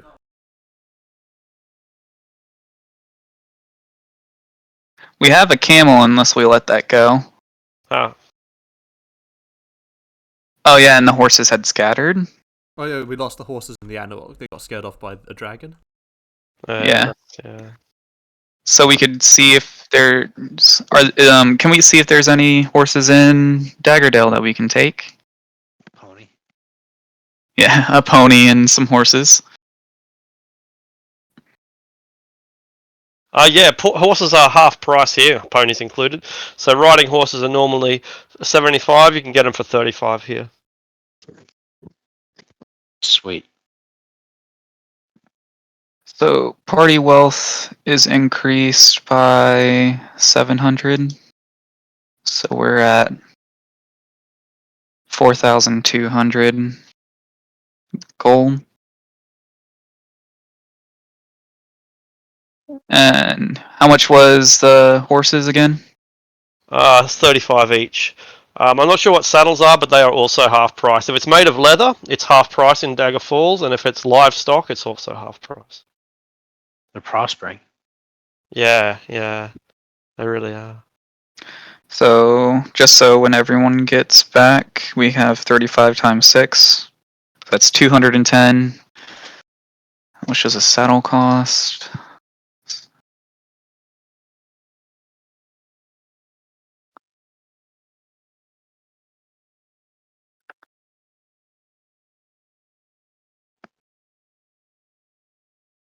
You said it's a quarter? Is that rounding up or down? Oh, half? So Yeah, 5 each for riding saddles. that's it.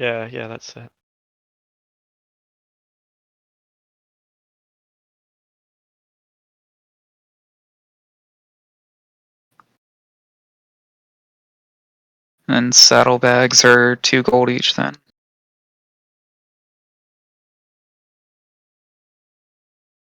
So 252 total for the horses and all that good stuff.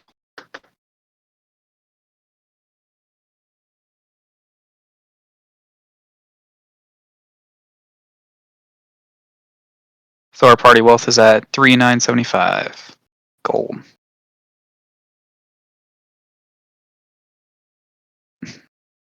Not to mention all the ore we have, which we can go ahead and convert into GP if we want.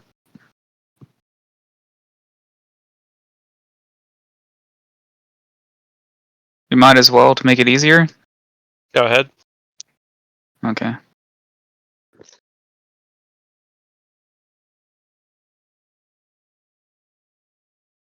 But yeah, Mog, we went to the Anarok with basically nothing, and then came back with 15,000. Well, we had 15,000 worth of GP and ore, 500 pounds of iron, and our party wealth is now at 15,750 after today's expenses, plus the other coinage. Nice.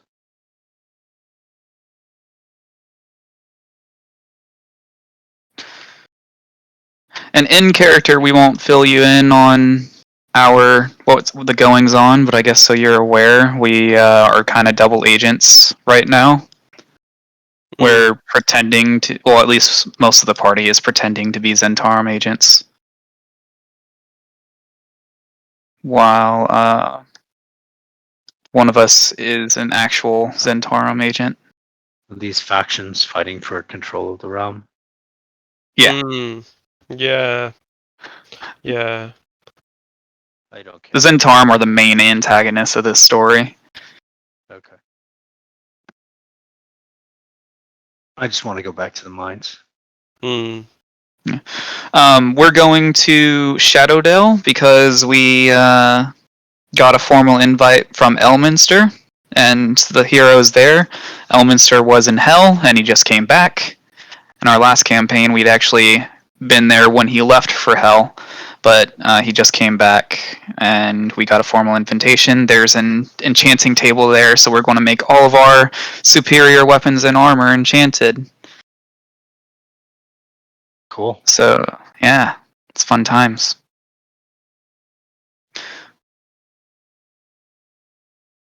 So with our horses and everything, we'll be heading out. All right. So Mog, could you roll a D100? To do that, you'll put in /R. That's it. You got it. You know what to do. I didn't even get to finish. Yeah, no worries. That's perfect. Cool. So we head off from Dagger Falls. There's nothing more that we need here. Like no final anythings. We've got what we want, right? Just checking. Not that I can think of. No. Okay. Cool. So we leave the cartography store in charge of someone in the hands of someone that we can trust, and we head off. The cartography store is now a temple, and it has an arcane lock, and only the followers of that thing know the password that I set up for it. The same thing goes for our warehouse also has an arcane lock, so it's no longer the cartography place.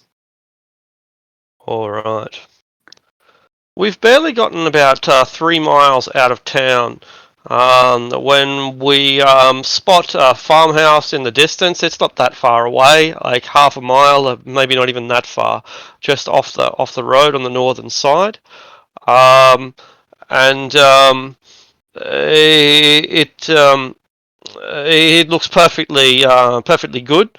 But strangely enough, there's nobody in the fields, and you can hear their livestock calling out in dismay. If you've ever been on a farm and the sheep are running out of water, then they'll let you know, right? You know, and it sounds kind of. I mean, if you care about animals, it's kind of agonising to hear dry-throated sheep and cows calling out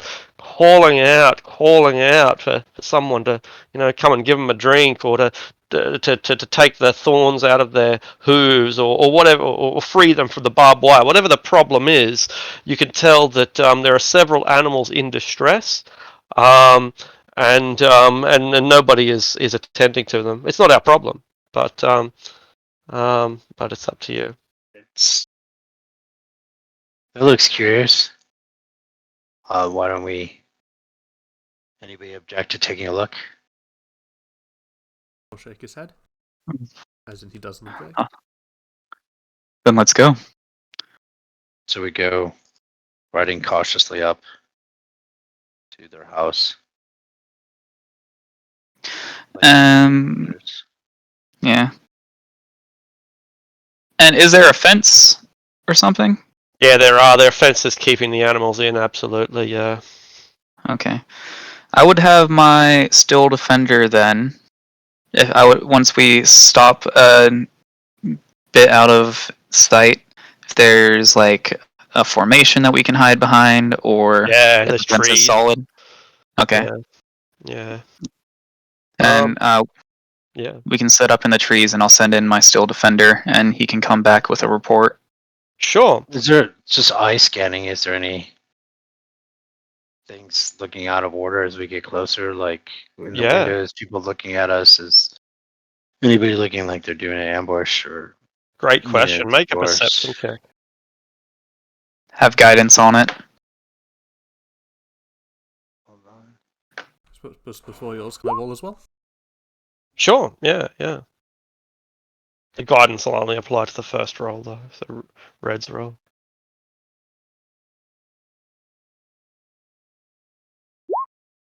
That's pretty bad.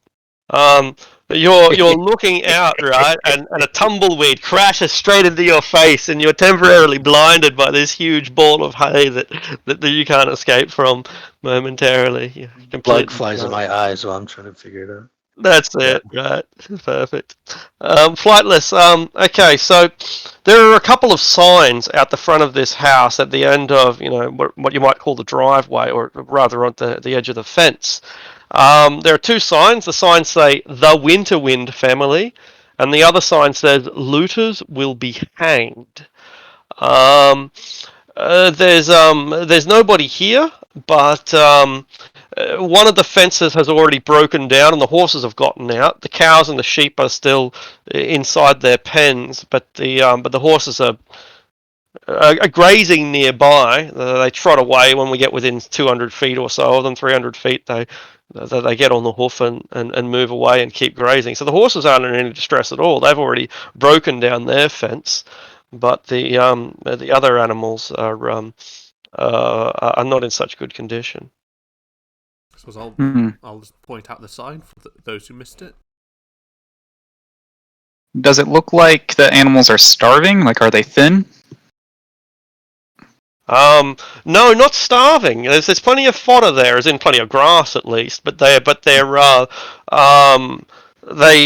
bathtubs or some kind of metal structure that's used for their water, and their water is empty. Can I try to tell how because fodder? Like, can I try to tell how long it's been there, like for, without being refilled? It's bone dry, so it probably doesn't matter whether it's a day or a week. It's there's nothing left now.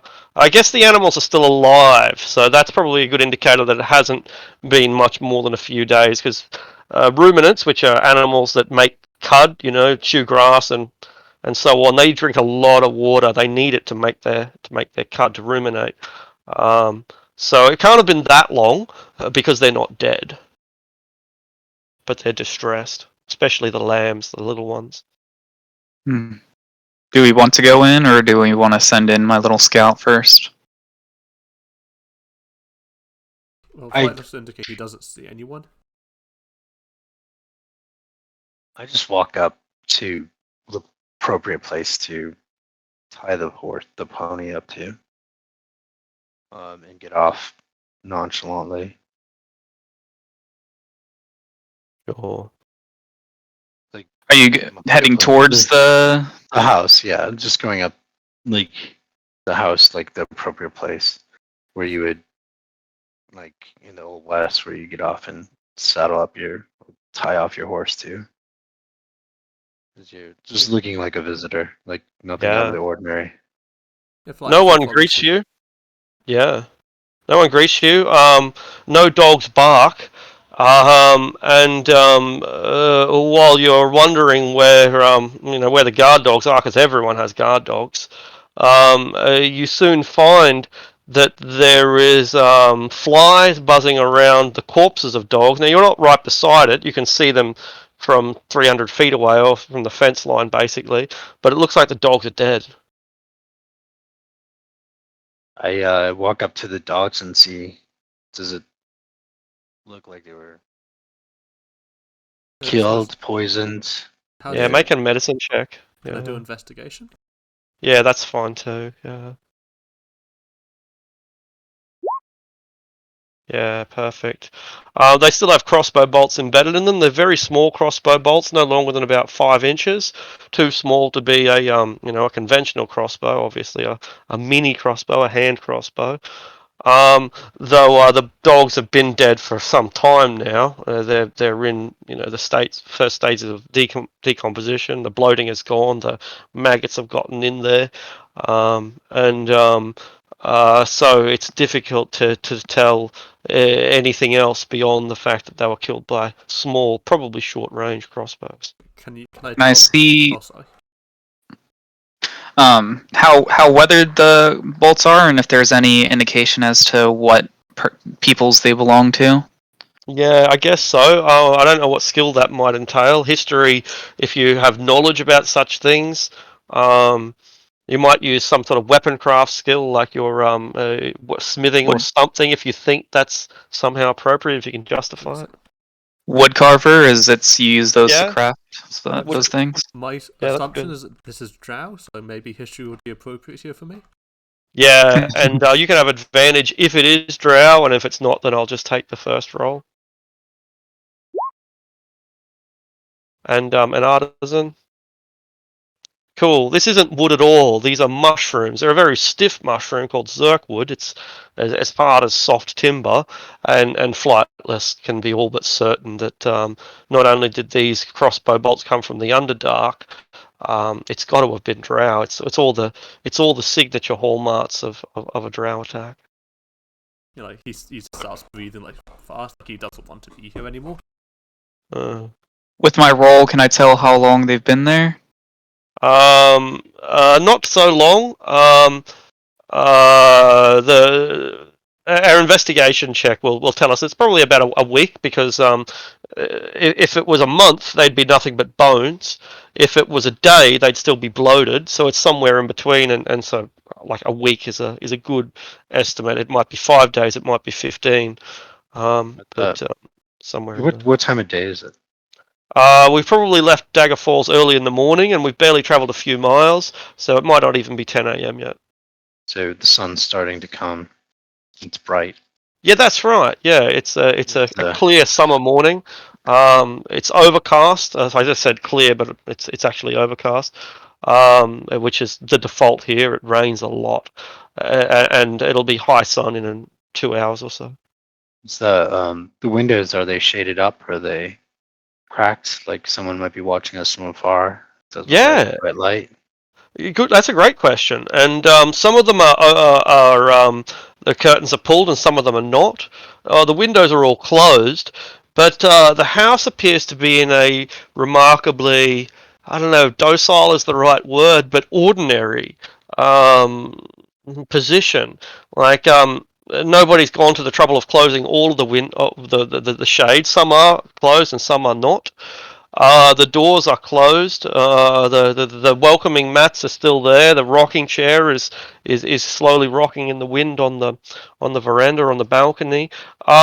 Apart from the lack of people, and of course now the dead dog and the animals that have no water, who are still calling out with distress, I might add, the place looks remarkably mundane. Hmm.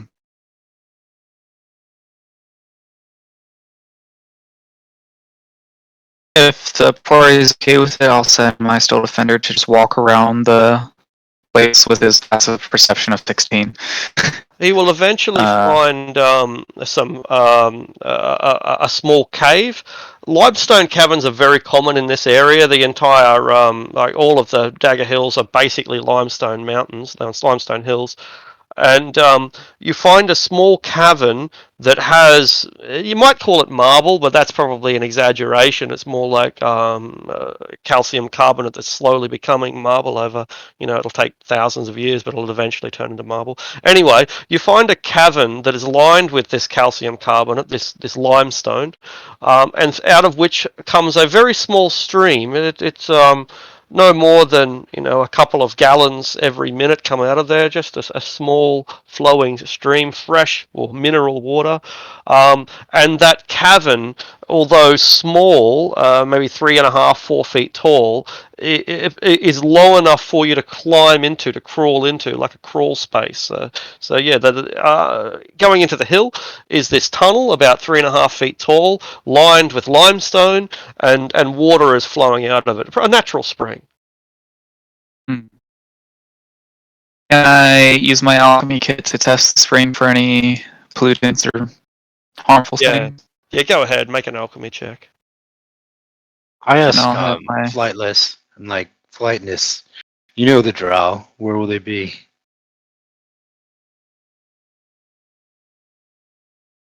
I Does guess Flightless know? he would, because he's worked with them for a long time. But I guess the answer would probably be like the darkest place, because in the Underdark, I suppose the Underdark everywhere's dark. So where's the darkest place that we could possibly perceive right now? I guess it would be in the windows peeking out, like, if anywhere. Because this is just a farm, isn't it? Yeah, that's right. This is a homestead, a farm. The windows are closed, but some of not all of the curtains are drawn. And I can't see Say, Drow being like. I can see them being too proud to like lay in mud waiting for like the people to like ambush. It's also in the middle of the day, and that's Not the best place they'd to be stand. they'd be hey, blind in the day. Yeah. tell them we want to talk to them. They know we're here if they're here. And they can hear us. Tell them yeah. we want to talk. Violet shakes his head. He wants to leave. Does a 17 show anything bad in the water? The water's drinkable, but it's got a lot of lime in it, a lot of calcium, a lot of chlorine.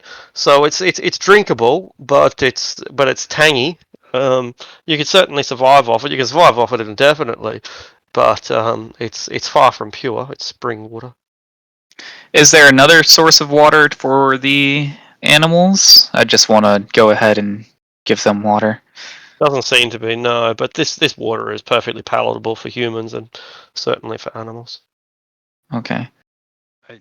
Say, Flightless, you can do it. Just tell them we want to talk. You can leave if you don't like, if you're uncomfortable, but we've got your back.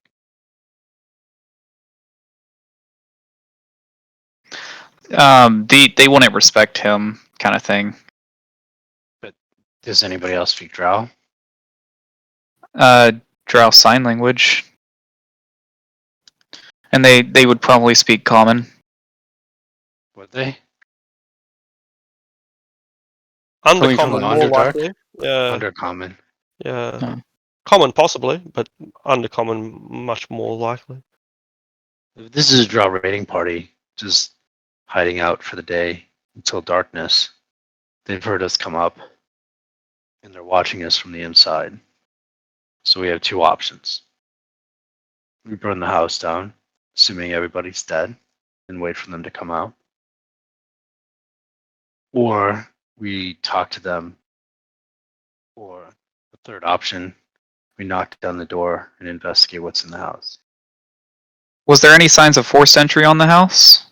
We haven't gone up to the house, and so but not obvious. The windows have not been broken, the door has not been kicked in. That we can see, but that's we're doing this from a distance of presumably more than 100 feet. Would my Steel Defender have seen anything? So he goes up to the door, does he, and have a sniff around? He would have walked around the building, yeah. Yeah, walking around the building, there's no evidence. No, it looks empty, or at least quiet. And I guess like with his signing, he'll stand. So he's watching the house and do the signs from behind the shield. His shield. Yeah. So I walk up. Yeah. What's the isn't the sign for undercommon for not wanting to fight by putting your arms up over your chest? Sounds good. We'll definitely go with that. That, and I just stand out in front of the house and put my arms over my chest, saying, "Not looking for a fight." Sure. See if they do anything. There's no response from anyone except for the animals who are finally getting the water after Artisan delivers it. All right, I just walk up to the door and knock. You knock on the door, and when you do, it swings open. It's not locked. In fact, it's not even closed. It's just ajar. So you knock it, and it edges open. The house looks nice. It's not 100% neat, but it's quite neat. There's a few things that have been knocked over, a few things that have been broken, but not much worse than, say, if an earthquake or a typhoon or something had occurred. It's not ransacked. It's not burned. It just looks like the maid hasn't done her job today. Cool. I walk in. Does it smell like elf? I guess that's an investigation check, I suppose, or maybe survival. Does it smell like dirty elf? I was Yeah. gonna say, can I try to see if I can hear like anyone like maybe like Yeah. slightly conversing, or I suppose if I roll high enough, maybe even breathing. Yeah, sure. Take a guidance on it. Are you all going in as well? Are you, Artisans? You're going to leave the animals to be? Yeah, if I had put water in their things, I would just join them. Sure. 60. We're not rolling very well at all, are we? Not great. Yeah. You don't hear anyone moving around. You don't hear the creaking of floorboards or people giving quiet. You don't hear people loading crossbows.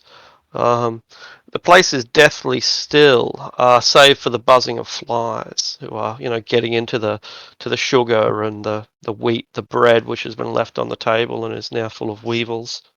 Is it like can I see everything in the house by walking in? Like, or is it a second floor? Like, Yeah, it's just one floor, but it's multiple rooms. Like you walk into a large living area, and from there are doors that lead to presumably bedrooms and such. yeah, I have my shield up and my Hmm. warhammer out, and I'm just walking through and using my warhammer to push open doors and Cool. peek in and stuff, and formally start clearing the house. Excellent. Would Make an investigation check, and you'll have advantage since you're doing it carefully. Time's on your side. Yeah, brilliant. So first of all, the place looks like it's in good condition, and it doesn't look like it's been looted per se. There are carpets here. There are paintings. The silverware is gone. There's no cutlery, but the china, the porcelain, is still here. The food is still here. There's still they've taken the salt. They've taken the spices, but they've left the fruits and the pumpkins and the cucumbers, which are now rotting after a week or so. So it doesn't look like anyone's been here for about a week, and it looks like that if anyone did take anything, they only took a few of the smaller, more valuable items like the salt, like the silverware, but not the carpet, which would be probably worth more than the salt or the silverware combined. You do find a couple of curious things. First of all, there are a few of those crossbow bolts that have been lodged into the wall, and where they are lodged, you can see dry black substance like tar that drips down as if when the wood was struck, the wall was struck, it kind of bled a sap, but flightless will recognise that not as sap, but rather as mushroom poison, a drow poison. It's usually called drow poison. It puts you to sleep. So you find some crossbow bolts embedded into the walls. You find that all of the spiders in this house have been killed in elaborate ways. Their legs have been ripped off. They've been dissected carefully as if by a scalpel. They've been impaled at point blank range with crossbows, or stuck down with forks, not silver forks, but iron forks. Little household things. Yeah, so every spider in the house has been killed in some kind of exotic and elaborate way, cruelly, you might say. You also find that there is a cloak made of winter wolf. Winter wolves are rare around here. They only come down in winter, and even then they're not very common. It's a lovely cloak worth 250 gold pieces, some of the most expensive materials that can be found because it's so luscious, like cashmere, a beautiful white cashmere that is somewhat reflective. It's made for a woman, but there's no reason a man couldn't wear it. I need a new cloak. No. um, can I see if it has any magical properties? With like detect magic or something. With identify? Yeah, identify. No, it's non-magical. It's suitable to be enchanted. It's such a valuable item that it's perfect for turning into I don't know, a cloak of, I don't know, protection maybe, but or cold resistance.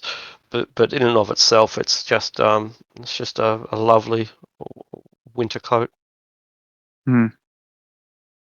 Nobody's here. It doesn't look like anybody's been here for some time. Some of the beds are made, some of them are not. There's a bit of blood in the master bedroom. Looks like a bit of violence occurred in the master bedroom, but the children's bedrooms are relatively orderly. You guys there? Can you hear me? Yeah. Yes. Sorry. Did you Oh, not yeah, work again? breaking. Yeah, it just freaked out on me again. Yeah, Hmm. yeah. So you just were checking the magic last I heard. And now Yeah, we're we checked looking through the cloak, and bedrooms. it's not the cloak is non-magical. There's no magic here that we can find at all. The bedrooms show signs, or the main bedroom, the master bedroom, showing signs of a struggle. There's a bit of blood, and a few things have been knocked over, but the children's bedrooms are fairly orderly. Are there any clues as to the fate of these people, like where they were dragged? Like, are there drag marks and blood leading in a certain direction? I Is guess there a that'll be barn? there is a barn, yeah, and it's got all sorts of tools in there, hammers and nails and scythes and plows and nothing else. The spiders that were in here, and there were a lot, were all killed in elaborate ways. Their legs ripped off, their heads twisted off, pinned up against the wall, and yeah, whoever killed these Spider spiders did Queen? so. Does it look Yeah, like but more of a religious ritual or a? kind of the contrary. Like Yeah, I like think it's against it. Loth holds spiders in high regard, and killing a spider is worse than killing a slave.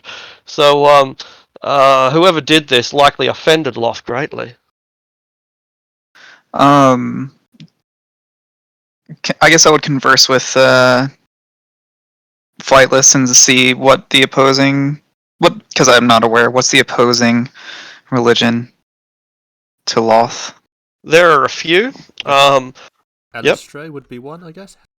that's right. Elistre is like the god of leading the drow out of the darkness and into the light. She's a benevolent god. Alistre's brother is called Velsharoon, I think, or something, and he is a god of male equality. He doesn't necessarily favour males, though he is male, but because it's a matriarchal society and he believes that males are equal, he's almost universally worshipped by men. Selvatam is a military god who is loyal to Loth and is like her grandson and her main enforcer. And then there's Gunadar, who is like a god of ancient slimes. He's not really a drow god at all, but the drow worship him, or at least a few of them do, since slimes are so common in the Underdark. Like a Cthulhu style elder evil god. That's awesome. That time I got reincarnated in slime incarnated. Perfect. Ultra powerful slime. Magnificent. Do any of them have a history of blatantly offending Loth? Not really. No, they don't have no. A short answer is no, because Loth is so supremely powerful that if they did have a history of it, then they'd be sacrificed and executed and tortured and all the rest of it. But Flightless can tell you, though he can't really tell you because he's a Kenku. But anyway, Flightless knows that an event has recently occurred in the Underdark called the Silence of Loth, and exactly what the Silence of Loth is, even the Loth worshippers don't know. But imagine one day every Loth priestess woke up without her powers. Her divine powers that are given by the god, her spells, they just vanished. They can no longer channel divinity. They can no longer cast spells. They've lost all of their god-given powers because it's as if Loth just died overnight. Their whips Uh, work. yeah, well, like in a conventional sense, yeah. But if it's like a Snake if it whips. the That's the snake cleric's whips, get. yeah, the snake whips no longer are no longer functioning. That's a great a great question. And so if it's anything that is directly powered by Loth, then it no longer functions at all. So some people think that Loth is dead. Other people think that she is sleeping. Other people think that she is perfectly conscious and aware. And this is all some elaborate ruse to design to see who will stay loyal and who will not. The strongest, because she's a bit of a Darwinian, the strongest survive.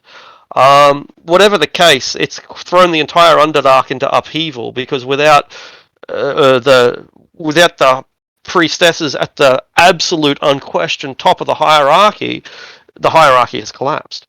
And I guess, That's probably and I guess what this is then. that provides another motive for who these people are. Because Lolth is a god who rules with fear, and since she's now gone, the fear might also be gone. So this might be people that's like, oh, we're free now, so we're going to kill the spiders. Well, it looks like someone was drugged and dragged out, and because there's no signs of body and there's only signs of sleeping poison. So, is there any signs of people being taken out? And is there any place on the premises that they would be taken, or is there any place signs of where they were taken to from a tracks perspective? Make an insight check, because yeah, insight or survival. Survival to find the tracks, and insight to Okay, so you put two and two together with an 18, and as we know, the Drow hate the sun. So it's unlikely that they've taken them to, say, a town, though they might have gone to Serpent Bridge. There are slavers in Serpent Bridge. Um, it's more likely that they've taken them into the Underdark because slavery is a major industry for the Drow. It's kind of the basis of their economy, really. So what we're probably looking for is some kind of entrance to the Underdark. Can anyone guess where that might be? It can't be that cave that we saw.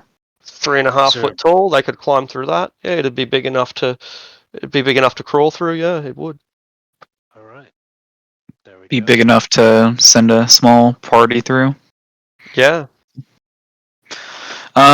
It's probably too late for us to go and save them. They're probably on the other side of the Underdark by now.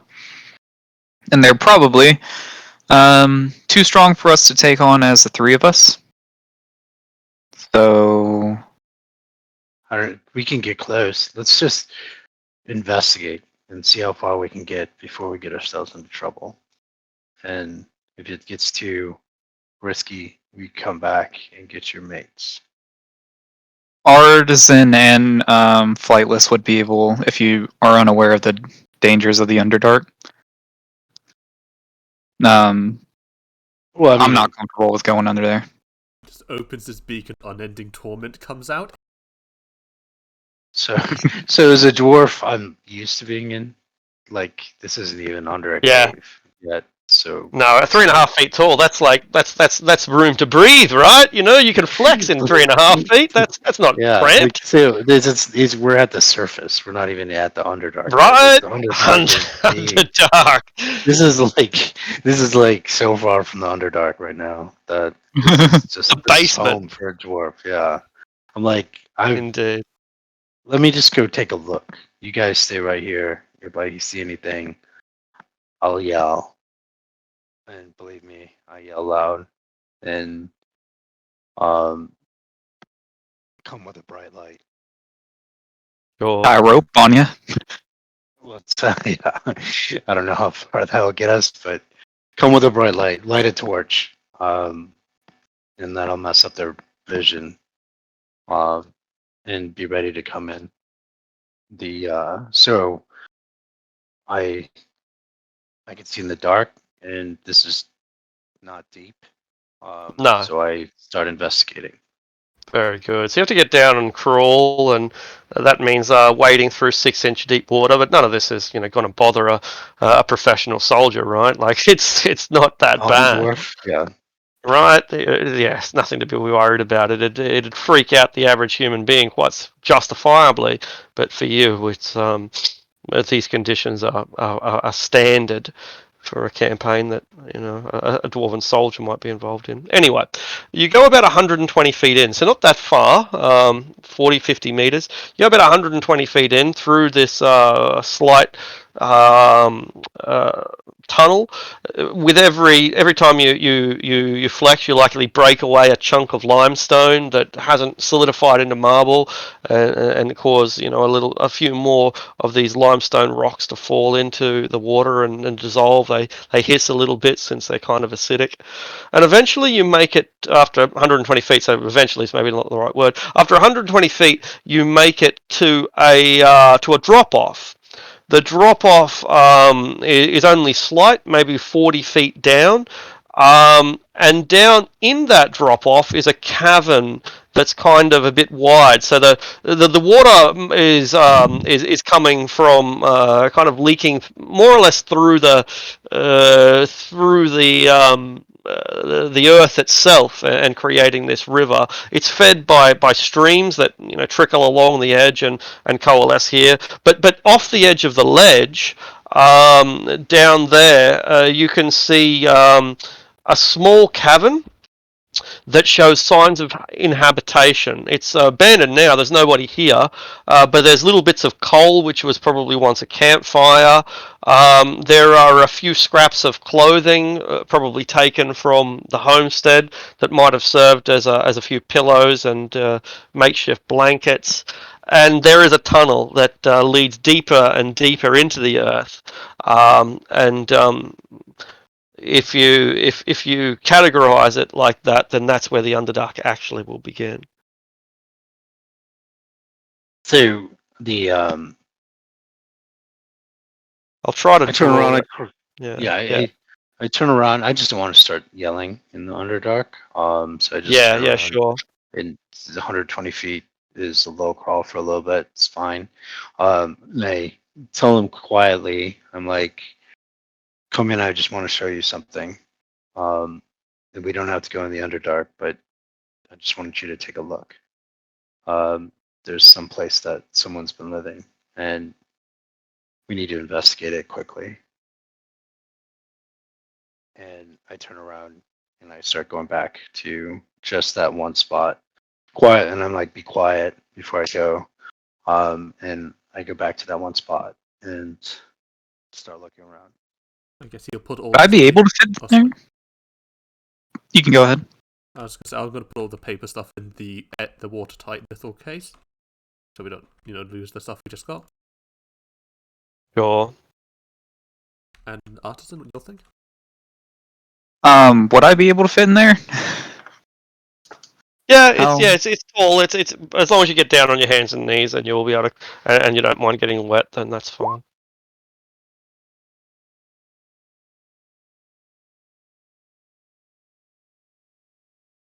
Yeah. Until you get down there, you scramble down the ledge, and you find yourself in this abandoned camp, presumably a drow camp. You can see where they fashioned their crossbow bolts out of zerk wood. You can see where they slept or didn't sleep because they're elves, where they meditated. And once again, you find lots of elaborately slain spiders, as if they were getting some perverse pleasure out of torturing an arachnid. That's odd. Can we tell how old the campsite is?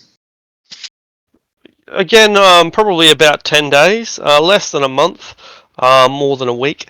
So surface dwellers are a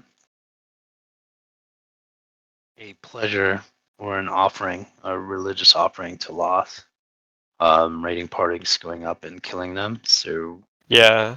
this could be the only difference between that and they just come up just to kill, or blood sacrifice and blood magic. But the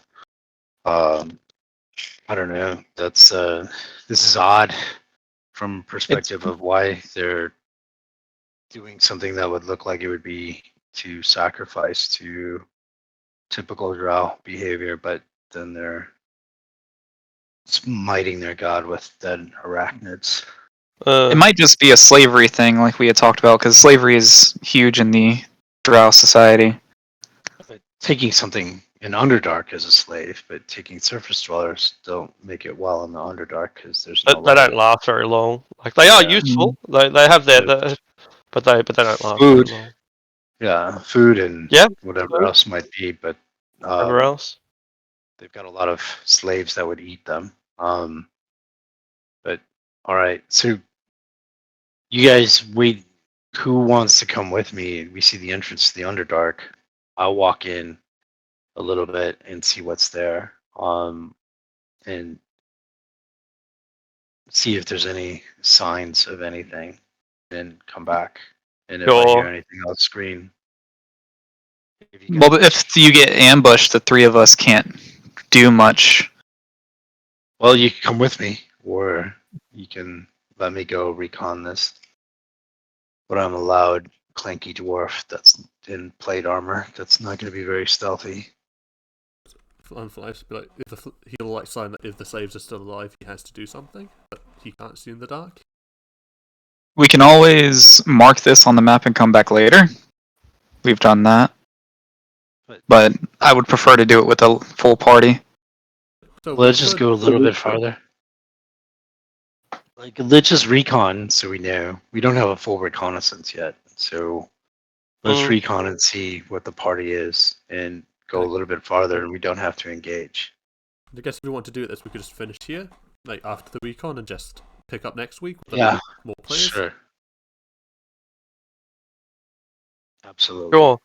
So you go a little bit in, a couple of 100 feet, and there's small lizards, lots of bats, a couple of snakes, and none of them give you any grief. They all retreat from your presence. If you like animals on the surface, if you're bigger than them, then they're likely to flee, and this is no exception. Except the bats, they just keep sleeping and screeching. But after traveling maybe 500 feet deep with it steadily going down, it's not angled particularly steep. On the contrary, it's a gentle slope, but it is constantly going down, further down, down, down, down. The cavern is quite tall but quite narrow. It's roughly 3 feet wide and roughly 5 feet tall, so it's perfect for a dwarf. But for and even no problem for Carrick, a little bit inconvenient maybe for Artisan, but it'd be particularly cumbersome for say Lady Eleanor in her armor, being nearly 6 feet tall. And probably cause her to have a crinked neck the way yeah. Anyway, so it looks like it leads deeper and deeper and deeper into the Underdark, but after 300 or 400 feet of exploring, you don't find anything that isn't unusual. Bats and snakes and fungi and that's about it. There's no presence of the dark elves here. Oh, right. So pretty inconvenient for Artisan, though he's unlikely to get a cramped neck since he doesn't have sensory organs. But anyway, it leads deeper and deeper into the Underdark, and at least you can't get lost because there's no passages leading left or right or up or down. There's only one passage to follow, and now it's a question. When we get back to the surface after 5 minutes, 10 minutes, now it's a question of deciding whether we investigate this issue further or if we move on. My personal suggestion would be to continue to Shadowdale, because if the party decides next time that after we get our stuff enchanted that we want to go down, then we can, and with a full party and with enchanted equipment. Because there is a very slight chance that those slaves are still down there, so it might be important that the next few days could be the difference. I'm up for going down if you guys are up. But it's your party, and I'm just the newbie, so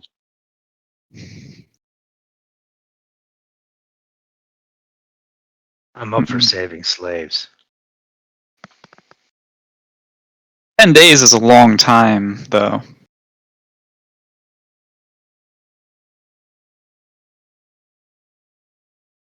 And we do already have a big objective as well. Again, you guys decide. What do you want to do, Carrick? I think the flight looks like there's a chance those slaves are still about. They might be helped. So you do want to continue down? Yeah. Before we go to Shadowdale would be his preference. All right, so it's 2 against 1, so we can do that. All right. Well, this was an irregular session since we didn't have many people and we weren't really doing much beyond a bit of crafting and some travel. But even so, it's still a good example for you, Red, of a typical game. Because we are, well, the Dales tends to be a very in-depth, not necessarily complicated, but deep campaign, and you can see how we were doing whatever we wanted to do. We were driven by what interests us, and the fact that, and this specific encounter is a good example of that, because there's nothing compelling us to go down into the Underdark beyond what our values are, what interests us. So we, as players and as characters, can just ignore it, or we can follow it to its bitter end. Whatever we choose to do, you can be all but assured that I'm ready for it, and that if you don't go down that way, it's not going to matter. But if you do go down that way, then it's going to reveal stories that would otherwise have never been discovered. Yeah, so that's pretty a typical cool. game, I think, in that regard. Yeah, like I just didn't get to smash anybody with the hammer. I was hoping a drow would pop up, but that's cool, man. So I think you got a really rich content. So it's cool to be able to yeah, very nostalgic, man. I haven't done this for like 20 years, so it's cool. Yeah, good, man. Yeah, good. It's funny you don't outgrow it. You're like there's still this 13 and 12-year-old still playing. Yeah, 32, yeah, 33. yeah. Well, stories are a very human experience, right? Telling stories is one of the first arts that we as human beings ever invented, and it's been persistent since before we were fucking inventing fire and stone tools, and we still do it today. Some of the biggest industries in the world are still movies and computer games, and they are just stories in a different medium. So I agree that it is kind of funny that we don't outgrow this, but at the same time, it's just our culture that tells us we're supposed to outgrow it. There's nothing, this is the human experience, and so culture be damned. We do what we want, huh? Yeah. Yeah, And, yeah. Cool. So I hope you come along next week, man. I hope you stay persistent. Yeah. man. So how do you make where's your contribution information? Yeah, cool. It's going to all be found in important info and announcements, but I'll just copy and paste it.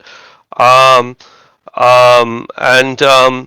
I'll also give you. I'll at Anne. She's my secretary, and she's actually here in the house right now. They stayed over last night, and so I'll tell her, and you can send her an at. And she's pretty new to all of this. She's only been with us for about 2 months, but I'm here and I can tell her what she doesn't know. And yeah. Once again, man, really, really great to have you along. I genuinely think that you're going to be a good fit, and I genuinely think that you're going to love it. And if you don't, man, then we guarantee that if you're not satisfied, then That was we're a happy cool to. experience, man. No, you spent a lot of time building out this world. I was like, what would you do if you were a DM today? And just seeing the different experiences. People have one map up and they don't talk to it, and then you've built. I was like, I would have lots of and you got a whole world here with backline stories to everything. And dude, that's pretty That we do. significant. I appreciate like that's you spent a lot of work in this, so that's a cool Yeah. service you're providing, and it's interesting in the COVID world how Yeah. do it anywhere. On You play with people around the world.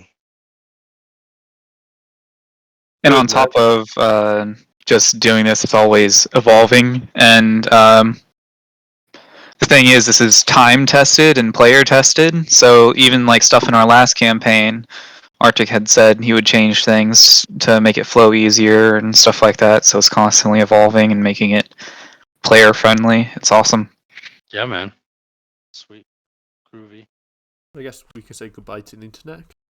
Yeah, absolutely. So thanks everyone for listening in, and see you all very soon. Awesome. Ta-ta. Internet. Cheers.